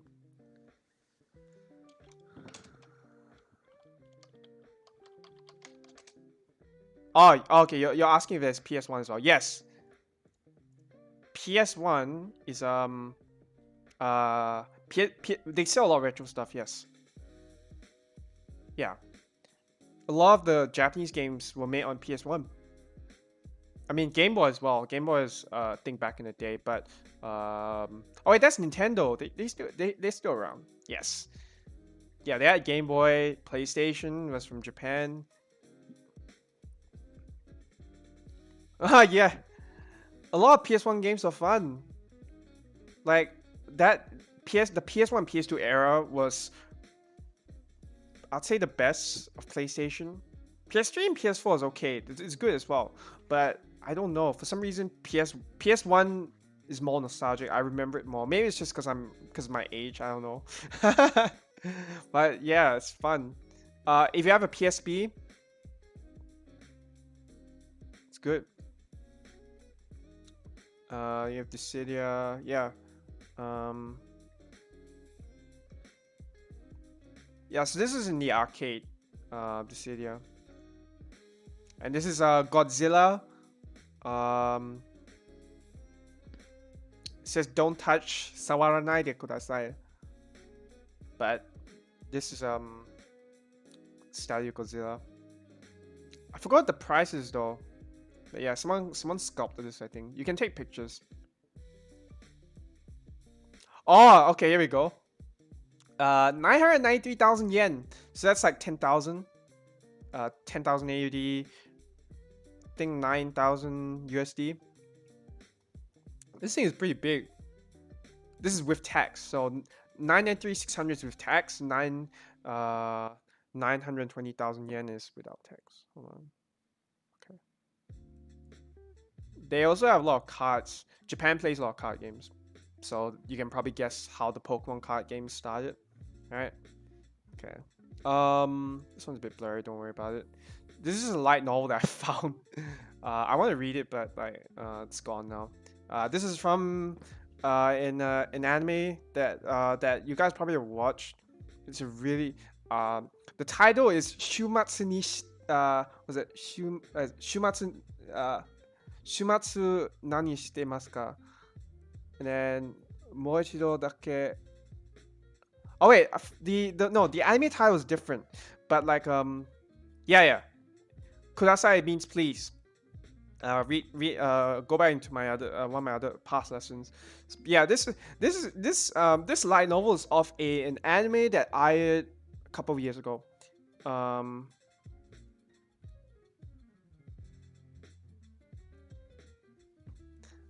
Yeah. Oof. And yeah, this anime is pretty good. It's a pretty sad one, where like I forgot what it is. It's like the world has changed. A lot of the humans would turn into like monsters and stuff because of something. I forgot the that exact plot, but like there were these like there were these fairies that were born out of those like people, and then was it when they use their like powers and something, they start to lose their memory slowly, and then eventually they're like sacrificed or something like that. I can't remember. Oh yeah, there's a yeah, it's a Cosmo promo. Yeah, they these are mainly just for the I'm not sure if it's the movie or the magazine. But yeah, it's a promo. I didn't read through it.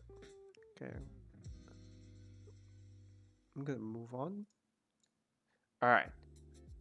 So this is in Skiji Fish Market. Alright. So you see how it's raw, right? This is edible. You can eat it. You can eat this. It's fine. Like when I had it before, I was just like, oh, before I found out about Japan, I thought raw salmon was gonna be like, it's gonna suck. No, no, no. This is like good stuff. This is the stuff that you would wanna see. The stuff that you want to you want to try out.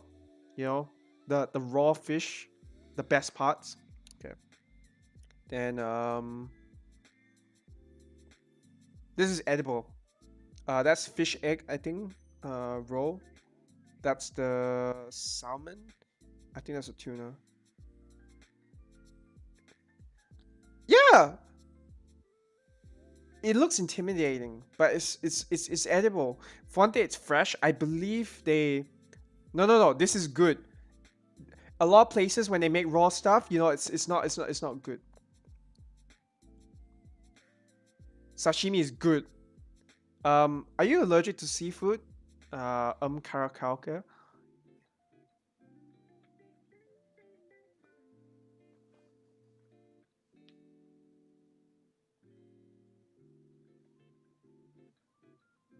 If you're allergic to this, all right. But Japan eats a lot of seafood, like fish. Yeah, the salmon roll. Yeah, and then seaweed as well. It's really nice though. If you can't take seafood, I feel sorry for you, but this is really good. This is fish. I'm not sure. Maybe you might be allergic to prawns. I don't know. I have a friend who is allergic to like shellfish, so that's the thing. Okay.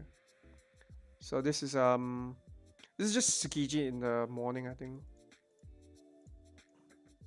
and then it's just a crab. Hold on. Okay. And then on that day as well, yeah, it was a bit crowded here as well. We were trying to look for food in the morning, and this was and then they sell like sweets and stuff. Really? Oh damn! Oh, that sucks. I feel sorry for you, man. You must be missing out a lot. Like to be allergic to anything that lives in the water. Oh man, that sucks, man. So you can only eat stuff that's on the land, right? Ah, I feel super sorry for you.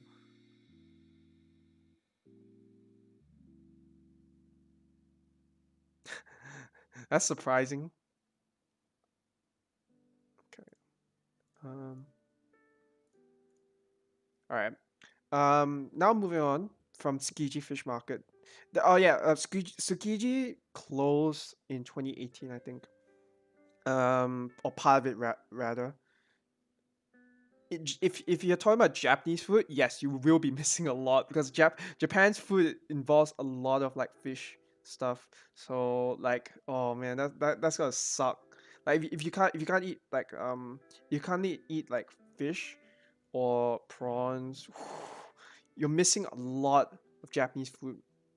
Like a lot. I'm not talking about like 10%. You're missing like 50%. That's like almost half of the Japanese cuisines that you miss out because you can't eat seafood. It sucks, I know, but yeah, you don't live near the ocean, but when you come to Japan, right, it's gonna be bad if you just do decide to go to Japan. So, what else? Oh yeah, um, w- the day the reason why I see people walking in the streets is because the streets are closed. This was in January 12th, I think. I can't remember the date, but like it was a public holiday, and people were walking on the streets, shopping and stuff like that. It was a holiday, so um,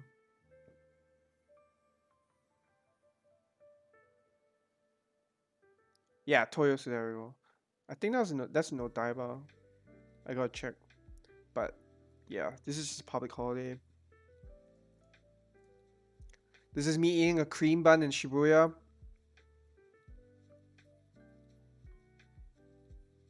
Shibuya is pretty nice. Um, it just doesn't have stuff like Akihabara, at least for me anyway. But the shopping centers are nice. Like you can go around, chill, check stuff out. This is Shibuya. I can't remember where this place is. I think I was still in Shibuya at that time. Ah, yes, yes, this is Shibuya. Yeah, so just walking there. It's very nice. Japan's very nice. You know what? The best part about it is not dirty. So like you will not see like food stains around the place. Now this is not I'm not really sure how much is the case, but like in Japan, they don't like walk around eating like food, and there's no bins around. That's cream. That's cream. It's a cream bun. It's when I walked into, what was it? I went into that place, right? When you go in there, there's a it's near the station, I think. I can't remember where exactly. When you walk in there, you walk for a certain, I walked for a certain distance, right? And I smelled the cream bun. I was like, I gotta have one of this. It's got food as well. Japan has food all over the place. So I went in there. I bought this cream bun. I was like, oh, so good. Need to have more. So was it? I mean, I only bought this once, but like it was so nice. Okay. And then, oh yeah, whenever you go to Japan, make sure to look out for these: Family Mart, 7-Eleven, and Lawson's. Those three names you want to remember. Why? Because in Japan, combinis are a thing. All right.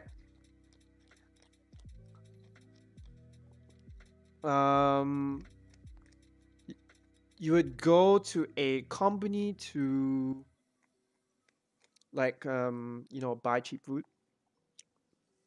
But the thing is that the food in there is actually, yeah, Harajuku is for fashion. Yes, Shibuya is just general shopping. But there's clothes there. In Shibuya, there's a lot of clothes. Yeah, in Family Mart, they sell all sorts of food, drinks, and it's actually not that bad. Like some of it's actually pretty decent for health, for like health sake. Family Mart's pretty good. Oh, Family Chicken, yeah, from Family Mart, right? So good, so good. Yeah, Family Mart food, 7-Eleven food, Lawson's food. Can't go wrong with that, man. Like the 7-Elevens we have, oh, at least here for Australia. I'm not sure about the rest of the world, but like when you go to like 7-Eleven stuff, they sell like junk food. They sell like is it just like really really badly made meals. Hey, Abel. Oh, Pocari Sweat. Yes. Yes. Oh, Pocari Sweat, the best sweat. And it's actually not sweat, it's just called that. But Pocari Sweat is really really nice. It's an isotonic drink. Um for those of you who are from Malaysia and Singapore, you would know this drink. It's called 100 plus. Um it's meant to like it's a different soft drink because it's not meant to be like unhealthy. It helps with like gastric or something like that, if I remember correctly. Gastritis. I don't know, but Pocari Sweat is actually pretty good, and it's pretty sweet as well. So it's like best of both worlds. You got health of some sort, along with oh yeah, Pocari is really good. Yeah, really bad meals. I can't help you there. I'm sorry. Actually, you know what? My situation is the same. Like I have really really bad meals as well. Okay. So this is yeah, this is just Japan. This is just Shibuya. I was just walking around here.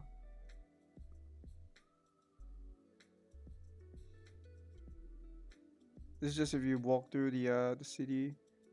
Yeah, it's basically a shopping street, Shibuya. I went to an izakaya there with a friend, and yeah, you can see a lot of stuff there. So this is the ramen I think I had. I can't remember when. Oh wait, that's right. I went to a random like restaurant, and oh yeah, in Japan, like a lot of times if you go to Tokyo, like you will be like um you come across a lot of restaurants with yeah, there's Forever 21 in Japan. In Shibuya. Oh, my bad.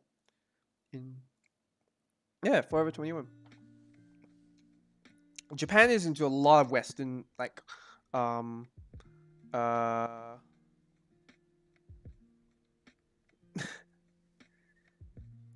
Japan, the funny thing is we a lot of for those who are studying Japanese, right, we think like, oh, Japan's so cool, right?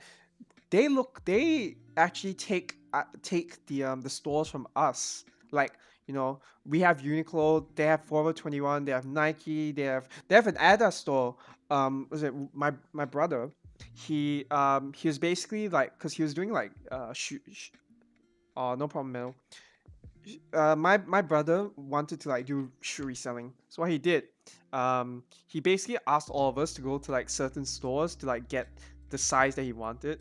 And I literally woke up 7 a.m. in the morning just to get ready to do that for him. Um, but yeah, has a lot of um Japan has a lot of the brands that we see out here. So it's just that theirs is cheap. It's not necessarily cheap, I guess, but you can buy a lot from there. Uh, Maybe cheaper as well. I don't know. Okay. Um, and yeah, this is just a random like ramen store that I went to. Uh,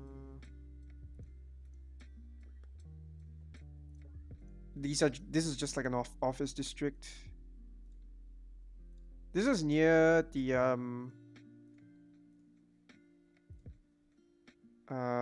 Imperial Palace.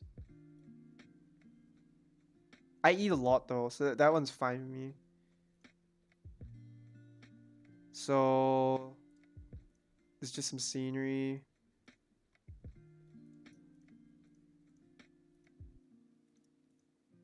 Yeah, this is near the Imperial Palace. It was really nice here, and it's so wide. Uh, well, obviously fit for the emperor, I guess. But yeah, it's very nice here. This is in Tokyo, in the Imperial District. On the east side of town, or it's like, I think it's like close to the center of Tokyo. But yeah, yeah. So that's the moat between the castle and the streets. This is just a not I wouldn't call it a jogging track. Yeah, they eat a lot of rice. Yeah, Imperial Gardens. Yeah, that's it. Yeah, Japan eats a lot of rice, but it's just the fish as well. So you have to decide whether you want to have it or not.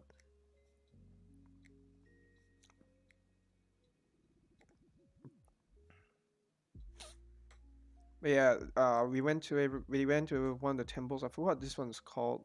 Um, I don't know how to read that kanji. But yeah, we went to one of the temples, and like they have just kanji like in their monuments and stuff. There's meat as well. Japan eats a lot of meat. Like you can taste like wagyu and stuff. But if you're fine with being a vegetarian, Japan will not be a problem for you. Actually, okonomiyaki.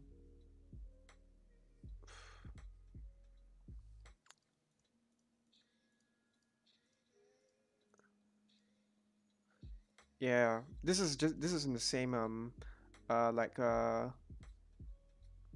not really, not really. No, not people don't really like they know they have like sort of an emperor. They still keep traditions, you know. Japan's a very tradition heavy um country, but like not a lot of them, like even the young people, they don't really talk about the emperor as much. Not like, you know, with China where they talk about, you know, how good the country is. Japan isn't really patriotic, not as much as before. Well, I mean, I showed the ramen picture I had.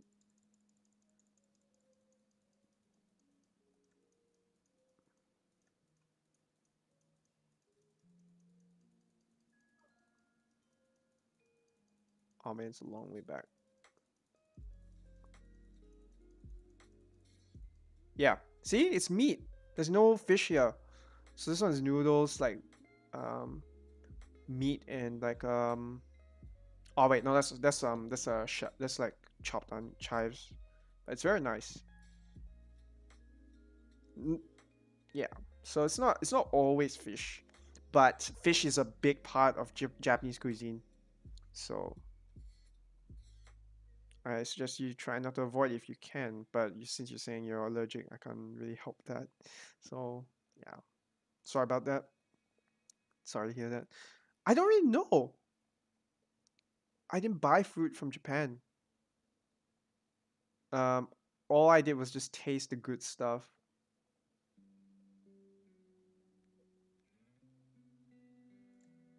All right, one second. Let me move. All right, I'm gonna skip a lot of this. I'm not going to talk about my Disneyland trip, my time in Disneyland, because that was horrible. I would not want to go to Tokyo Disneyland ever again. Just cause, unless it's with like friends and stuff, that's okay. But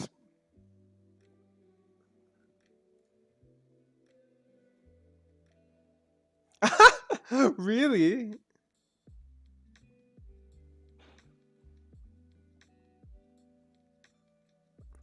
fair enough. I mean, try it, like if you can. I know you're still in high school, but when you get the chance, go to Japan, try it out. If you like it, if you like the food there and you don't mind it, like you can try the fish and like not get allergic. That's good.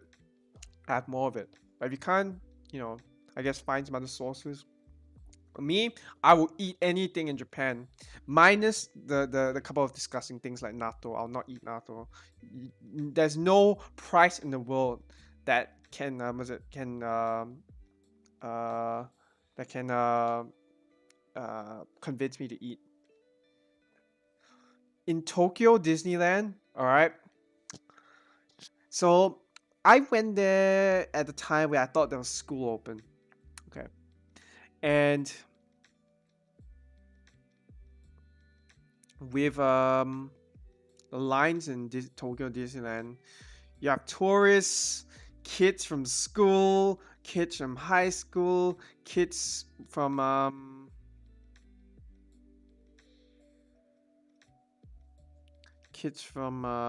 like students from university. When they go to Disneyland, whew,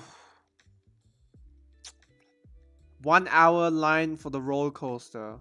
I cannot take that. I'll not do it again. Like it was horrible.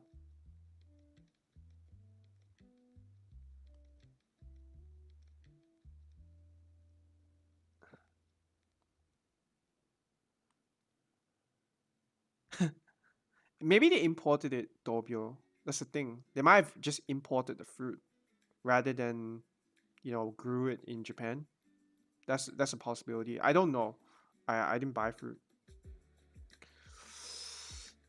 Let's not talk about that, right? Natto is disgusting. It's like beans and stuff like that, but like I don't know what it is. It stinks. I don't want to talk about it. No. No. No.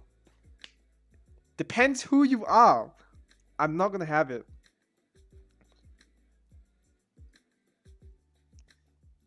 Uh, Disneyland in Hong Kong had a single rider line. Disneyland in Japan did not have a single rider line. That is the defining moment for me, whether I like it or not. Because I take the single rider line every time. Because no one wants to go on the rides with me. Because everyone's afraid of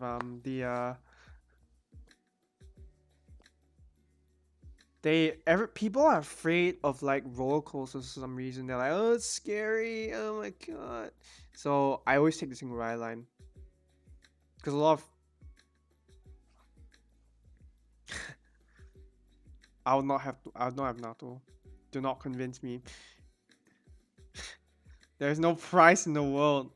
You can search up on Google. Just search it up. Search what is natto and you'll see it. People know. You know. You know once you see it. I seen it before and I said I don't want it. Okay. Um, Disneyland in Tokyo does not have a single ride line in the roller coaster line, so I do not.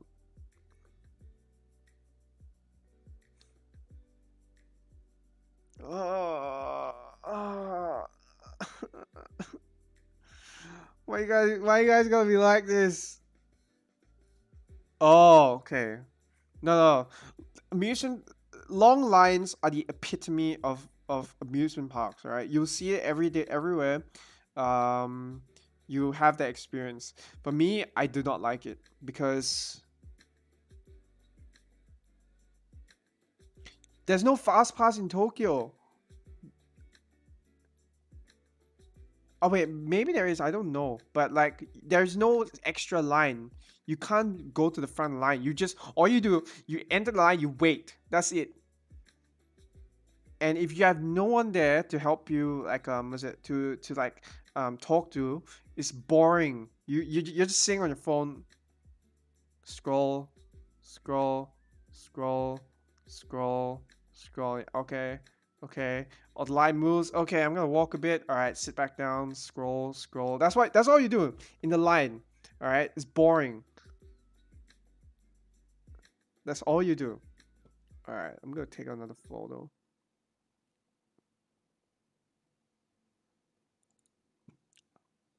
So this is from Odaiba. Um, Me and my family were at Starbucks. We sat here. This is so Odaiba is like it's across the ocean from like yeah, I'll talk about the small ones that I went to.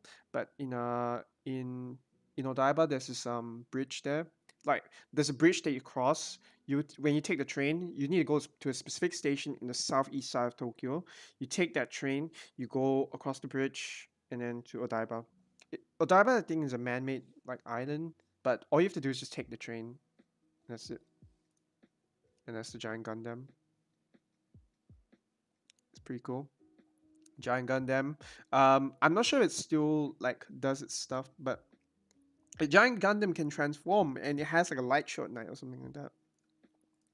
I didn't get a chance to fully screen it, but yeah, just the Diver buildings. Diver City is a very nice place. Oh, I don't want to think about it. Um, yeah, Diver City is there's like four yeah, there's four shopping centers. I think there's one called that I think the name is called Venus. That one's more like it has a lot of like clothes shops. It's nothing really spectacular for me because it's nothing I wanted to see at the time. But now if I were to go there again, I'll just like sit around, just take pictures of the architecture because it looks nice. Diver City is more for like clothes and food. There's no like it is the new Gundam like does it move? So is there a light show at night, 7 p.m. Japan time? I don't know because like I thought it was like because it stopped apparently. They stopped it to like do maintenance on it or something. Is it still there? Is it still a thing? I don't know. This place is called Dex. Okay. Oh, okay. I skipped straight to snow. But yeah, that's it for my Tokyo trip. Um, this is when I was going up the cable car. Uh,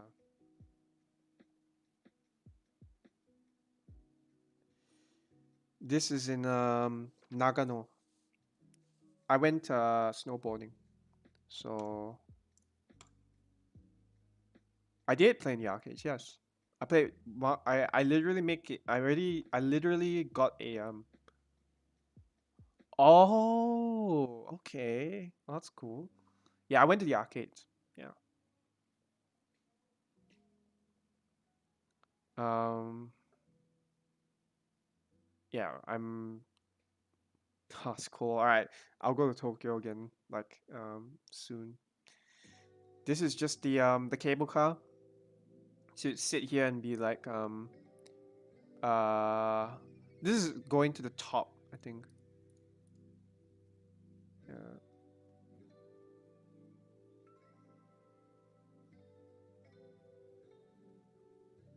Yeah. Um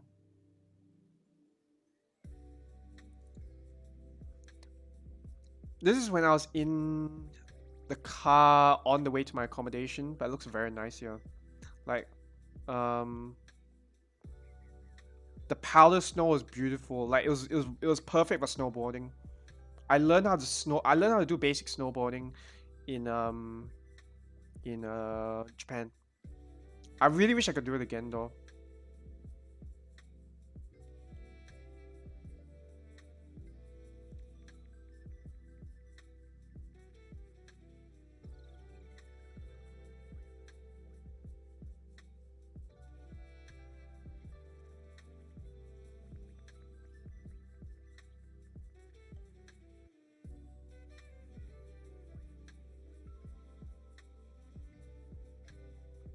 But yeah, um, we went to see snow in Nagano. Nagano is a town.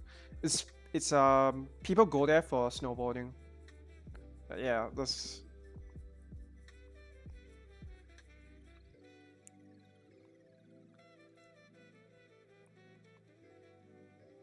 yeah. Hakuba is the place. That's right. So it looks very nice. Yeah. I want to go back, man. I'm still salty because my trip got like canceled this year, and I think a lot of us can say it here. If you plan for trip to Japan this year, yeah, sucks. All right, and this is just being in was it? So from Nagano we went to Osaka,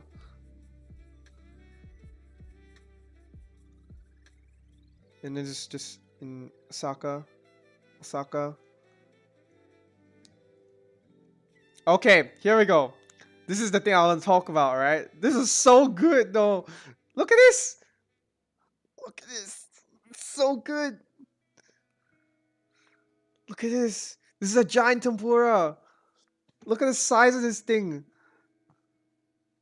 I'm pretty sure it's a tempura. Or it's like pumpkin or something like that.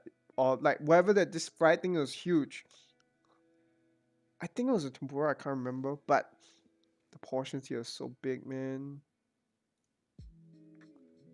It's not shrimp. It's prawn. That's why I said I'm sorry you can't taste this. This thing is so good. This thing's amazing. This is in a local store, in a local like restaurant in Osaka.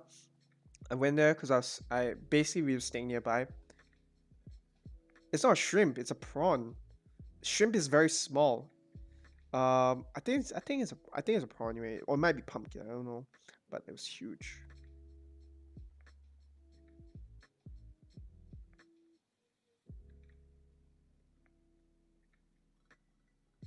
This thing's so nice, man.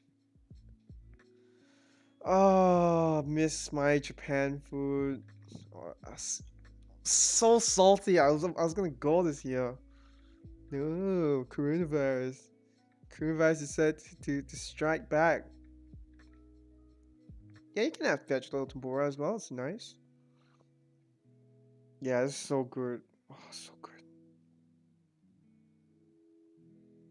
Everything fries good. It's so good, man. Ah, that's egg that down there. But like when you break the egg open, it like the yolk flows out rather than like it's not like hard boiled. This thing like when you break it, it's like it flows out as a liquid. It's so good. It's amazing. All right. But yeah, oh, that's what happens when you finish it. It's just empty. Okay. I'm gonna move on. Yeah, this is just some shops in Osaka, Namco's. That's not this is another arcade. Um, oh yeah, this is Shinsaibashi and is it? Oops, sorry. This is Shinsaibashi and Dotonbori, which is the shopping streets in Japan, very popular ones. And this is just like the crossroad between here. So I showed in my lesson, um, is this place. So where is it? Uh, Not that one. So this, when you turn around, so I was actually like that. The picture was taken in front of there, but like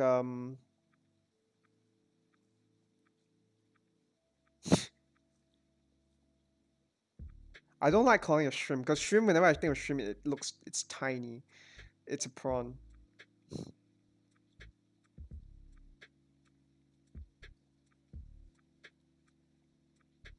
It's a prawn, not shrimp. All right. That yeah. From if you're standing over that side, I think you'd see this instead. So that's what this is. And there's a lot of lights here in Osaka. It's really nice, yeah.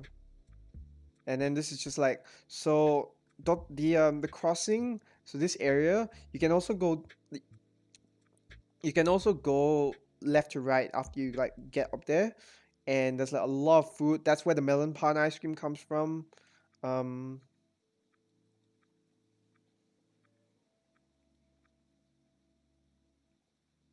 oh wait, where is it?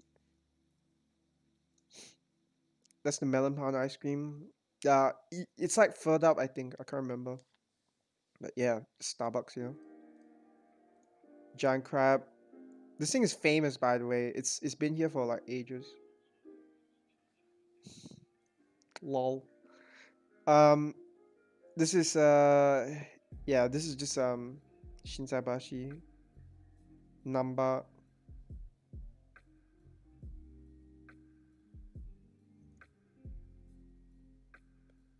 There's so much food here,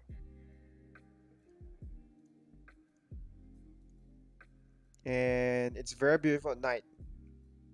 Like when you go out to the ocean, you just like you just stand on the bridge and you just look at the water. It's so good.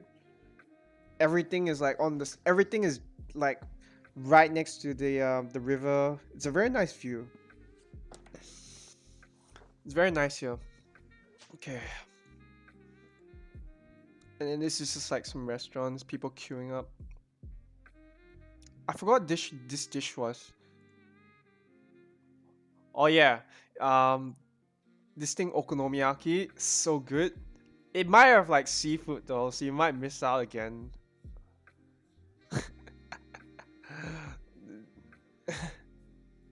That's just my mom, I think. But yeah, this thing is so good.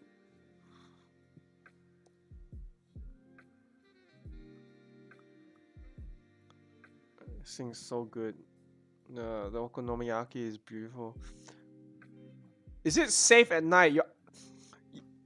The question to all is it safe in Japan? You never ask that question because everyone knows the answer to that. It's yes, it's very safe. You don't get mugged. Um, Also, like if you leave stuff around, people will not take it. Like you don't have to worry about stuff being taken in Japan. You leave it there, you wait till the next day, it's still there. That's what I heard from a lot. I heard a lot of stories about that people don't steal in Japan.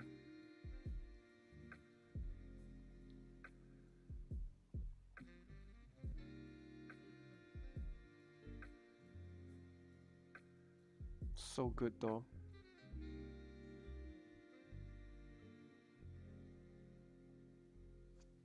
So yeah, this is okonomiyaki is very nice.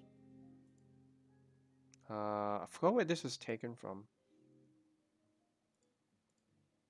Yeah, so this is just a street that I was like walking through. Um, I basically just went sightseeing, like and like just saw the sights. In Japan, no, people respect each other in Japan.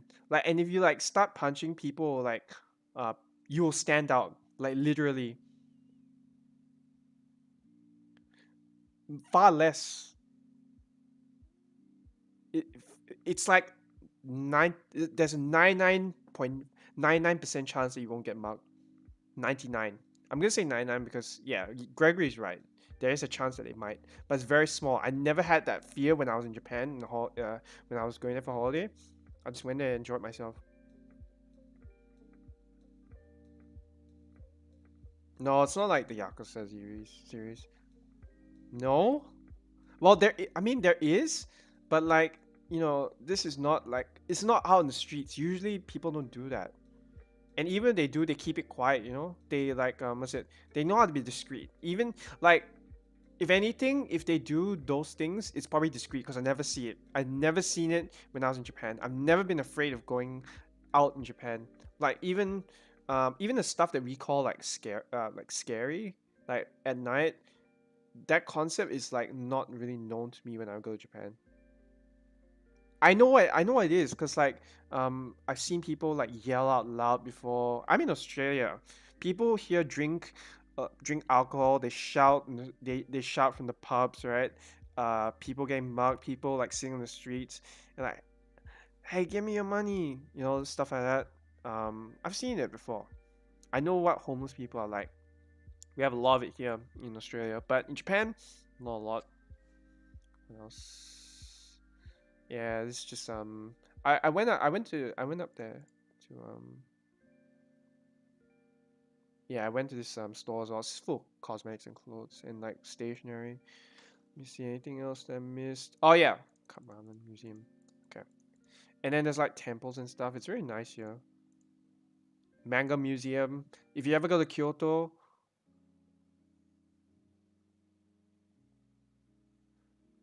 if you guys ever go to Kyoto, make sure to go to the Manga Museum. It's very nice there.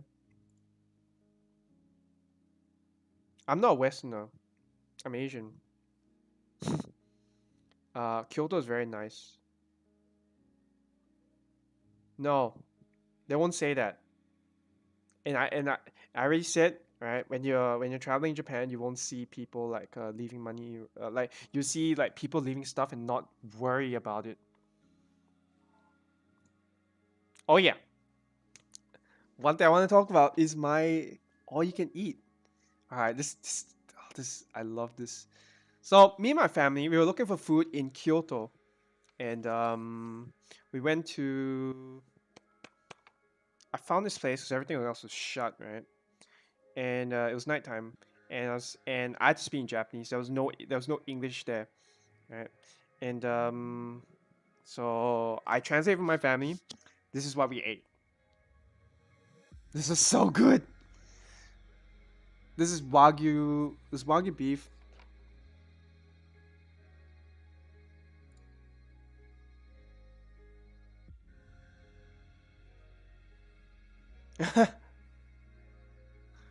This is all you can eat wagyu beef and sukiyaki. That's like a broth that's like chicken dumped in there. So good.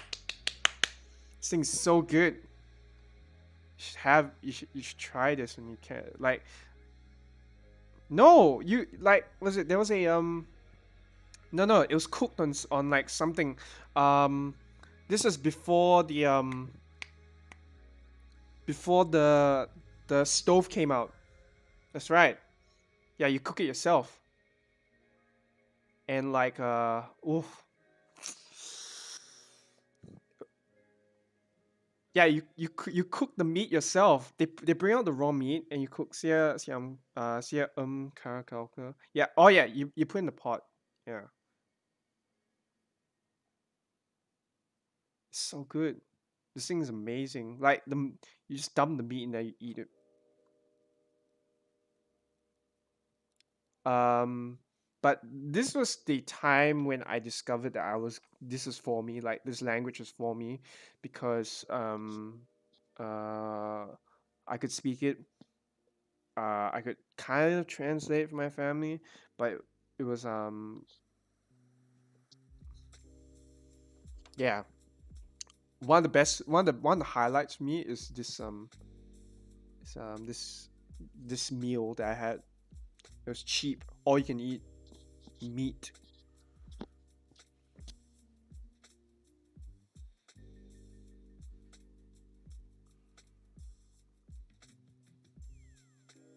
Okay, what do you want to say?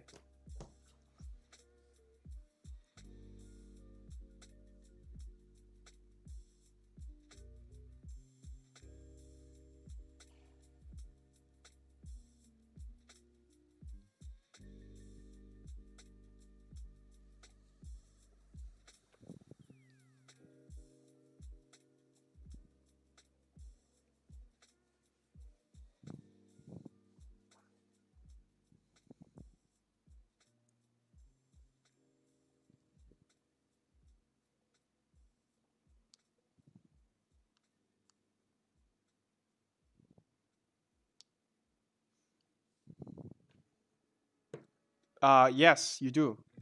This is very good quality and it's actually cheap.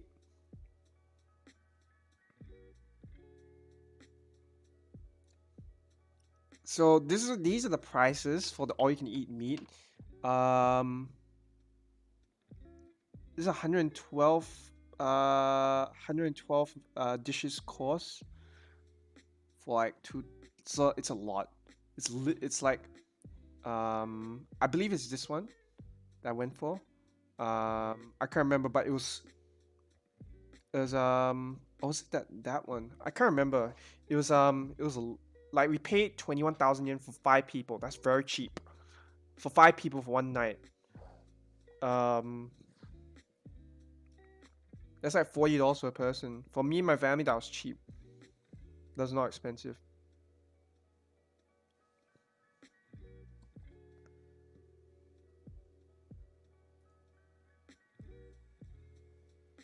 But yeah, you cook the meat. You dump it in the pot yourself. You have a lot of this in the Asian countries, and especially like you can, in Korean barbecue, for instance, you cook your own meat. It's similar to that, but it's slightly different. But the act of cooking your own meat, it's a thing in a lot of Asian countries, Japan, Korea, Singapore, Malaysia. Not sure about China, but yeah,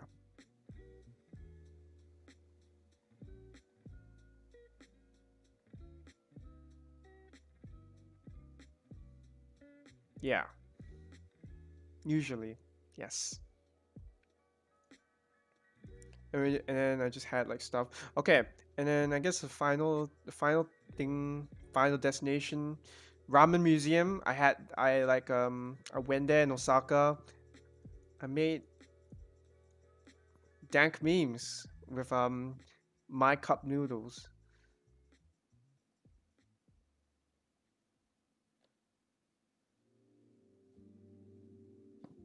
So I went with my family to the cup ramen museum, and like they have what was it? Have you guys had cup ramen before? Nissin cup ramen.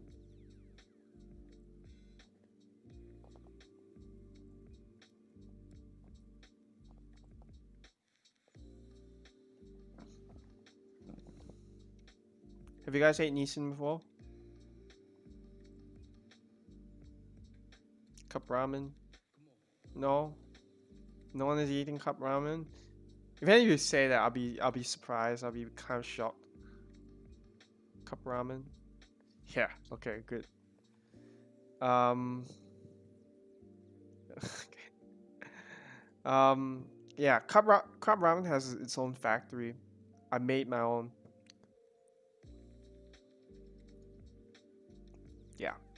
It's everywhere.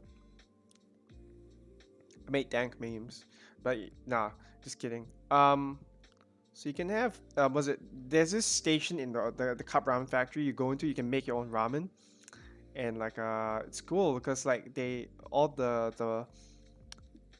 they get the thing packed, right, and then they say, okay, which ingredients do you want? You just put your ingredients in there, enjoy yourself, and then they put in a bag, or you can put in the bag to like compress it. I think it's meant for just to keep moisture out of it, something like that. Yeah. And we went to Nara. We saw the deer. Don't be deceived by the deer. The deers are they may be friendly at first, but they've been taught to sniff the deer feed from you like your pet dog. Like my dog at home, right? He always does this um whenever there's food, whenever there's chicken, for instance, hot chicken. We'll tell him to sit, right, and then we'll give him the food.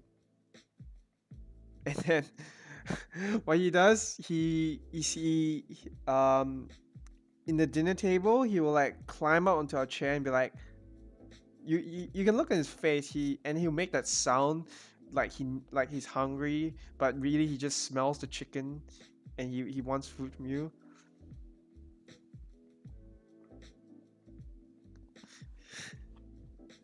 Oh yeah, they'll like try and sniff you out. The deer are kind of they they there's this funny scene in I think Happy Star, I think it's called, of uh I forgot the name of the anime is.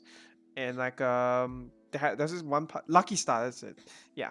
um where the deer tried to like eat the clothes of that girl. I forgot the name is, but it's absolutely true.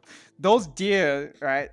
They're not. Then they're like, they seem nice at first. They're like bow 3 times, right? Every deer will do that. Bow 3 times first, and they do it once.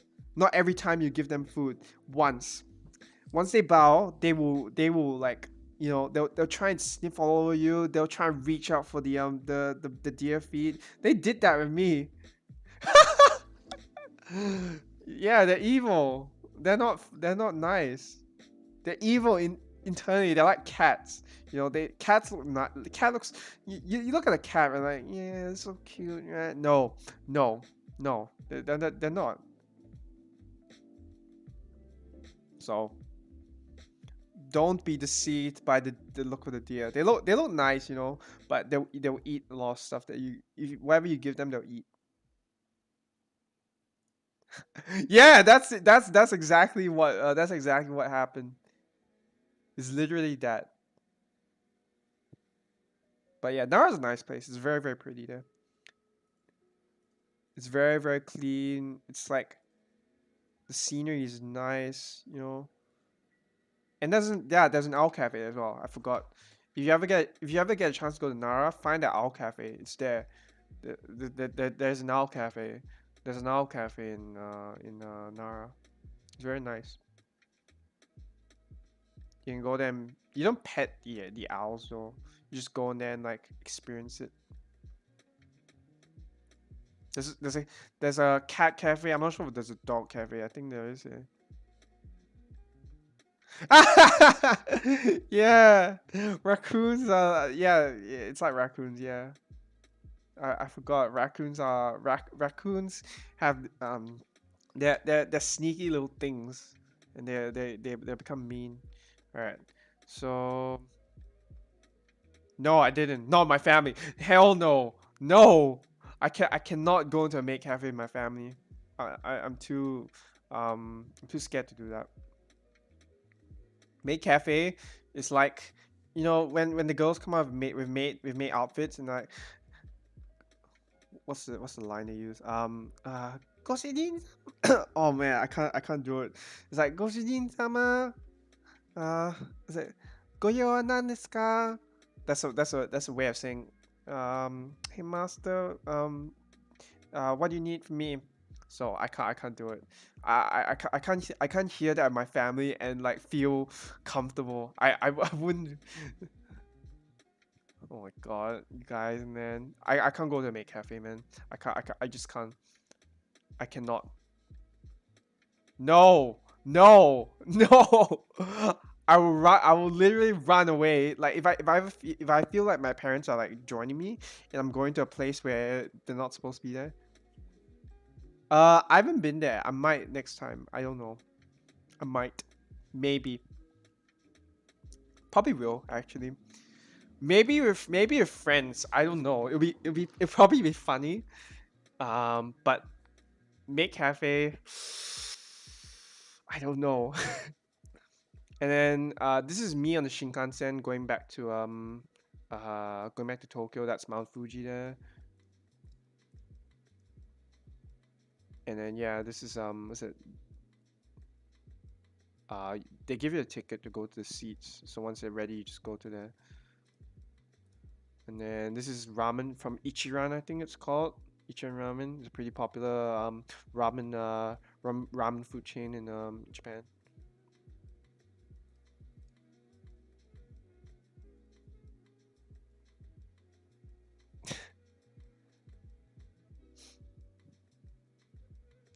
No, they know I study Japanese. They know I study Japanese. They just not into the content.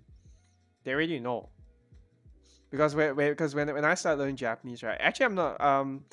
Uh, Actually, for like a lot of Japanese stuff, I watch it. I don't introduce my parents, but they probably know that I watch something like that. I don't know, because we went to the manga museum. That, oh, you like this stuff? Because I translated for them. So I really love tonkatsu. Yes, the broth is, ooh, it's so good. And then this is just me back in Tokyo, I think. Yeah, so we went to Asakusa. This is just like the Lightning Gate, Kaminarimon. So it's just tourists go here all the time. And then this is that. Um, and then the last thing I went to, and probably another memorable moment. This is one of the small theme parks. So you know how I was saying I hated Disneyland uh, in um in Japan, in Tokyo mainly. This is one that I enjoyed. This is a theme park. It's called Joypolis. It's a it's a small theme park. No, I was just pointing out. All right, there's someone else there to like. No, they won't. They won't. They're not into that. You know what? My brother and sister call me a weeb, and I wasn't even that much into anime. So you can see whether they have interest or not. They don't. They support me in learning Japanese, but they'll not talk. They'll not look for whole life. They'll not look for whole life. They're not that kind of person.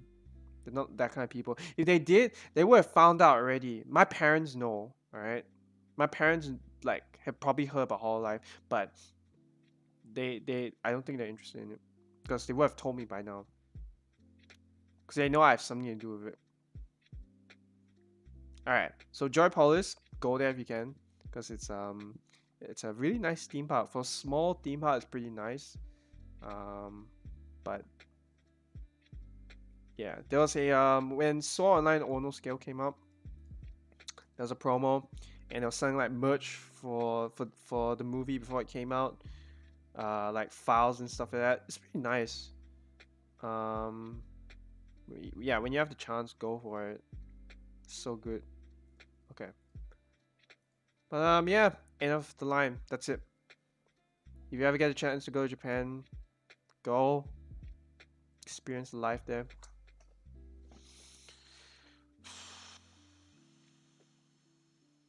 But yeah, that's it. It's got rides, yeah. It's just virtual reality rides. It's not like it's still roller coaster though. Odaiba, yes. Yeah. Virtual reality rides. So like there's like attractions. It's pretty good for something that's small. They have like machines that you go onto. So you kind of be you, when you go in there, there's like rides you can jump on. It's not as crowded, so it's very nice. And like you can go in there and not feel claustrophobic because there's not a lot of people there. Not as much as Disneyland anyway. Yeah. There's like a mini roller coaster. It's still a roller coaster, but it's not like a big one. It's not like a Space Mountain from Disneyland or like a what's another ride? Another roller coaster ride. It's just not a big scale roller coaster, but it's very nice. Yeah. You ever go there? Go to Joypolis. I would recommend it. If you don't like lines, if you don't like if you don't like huge crowds, go to Joypolis instead of Disneyland or Universal Studios. I would not go to Universal Studios. I might if they have a single ride line, but I'm not. For some reason, I don't know. Yeah. That's it. Hope you guys enjoyed the photo viewing session. I was talking to some people in the Discord about Japan, um, like uh, yesterday or the day before, and talking about it makes me want to go back, man. I miss it so much. I want to go back. But yeah, that's it. Welcome to my Japan trip.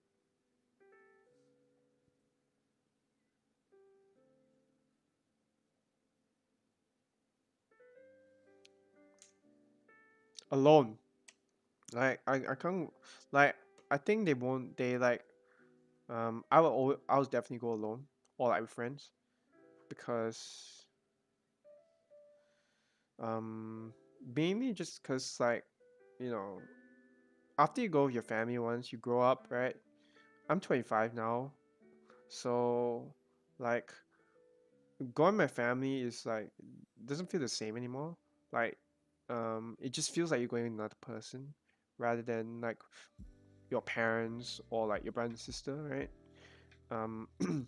It just feels different to me, so I'll go alone.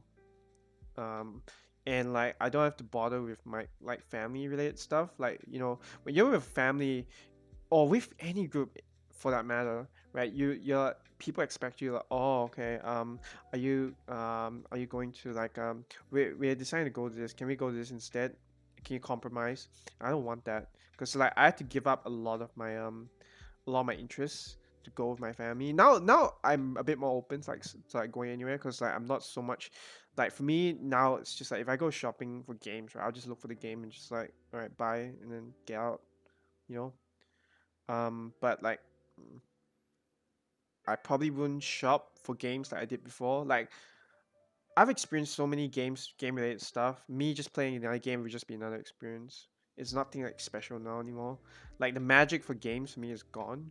Now all I want to do is just like practice my language because like um as much as the games helped, right? I would rather actually read a book now just because like playing the game, I play the game more than I read the book, or like I read the text on screen, or like I listen closely. That sort of thing is not for me. Like as in like when I play a game. So yeah, I much rather read a book because I need to develop my Japanese.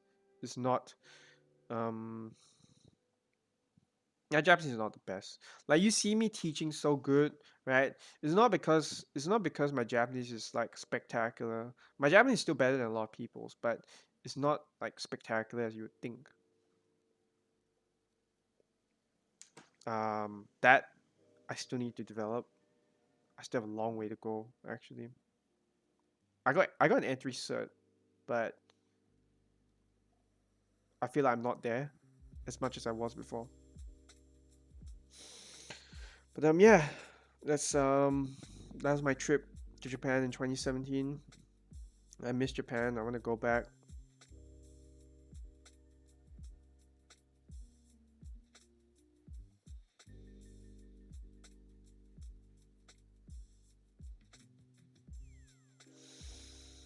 Oh, okay, I think that brings us to the end of the lesson. Anyone want to ask me anything? Like you have a question you're not sure about, or you enjoyed yourself listening to me talk? Nice trip. Yeah, I want to go back again. I really want to go back.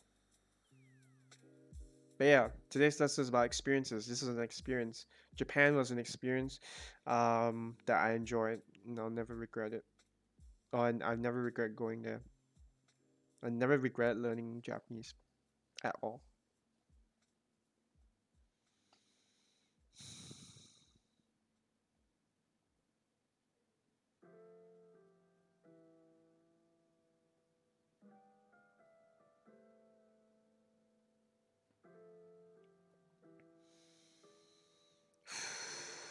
Anyone have any other questions? Like wondering about stuff? If you're a beginner, just ask away. Um, as I said, don't be afraid to, because if you don't ask, I won't be able to help you. But if you do ask, I can help you.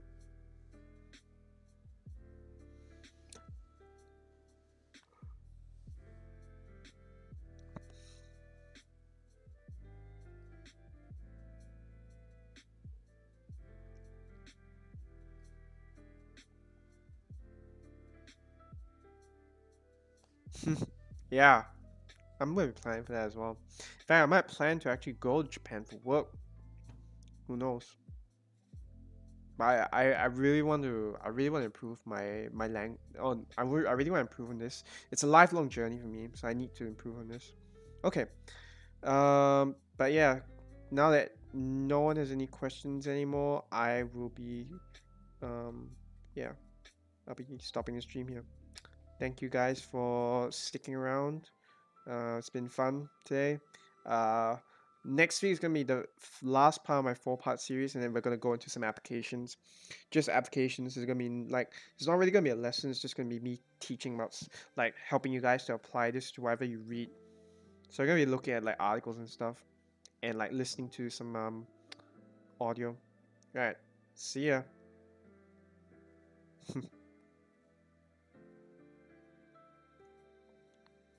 Okay.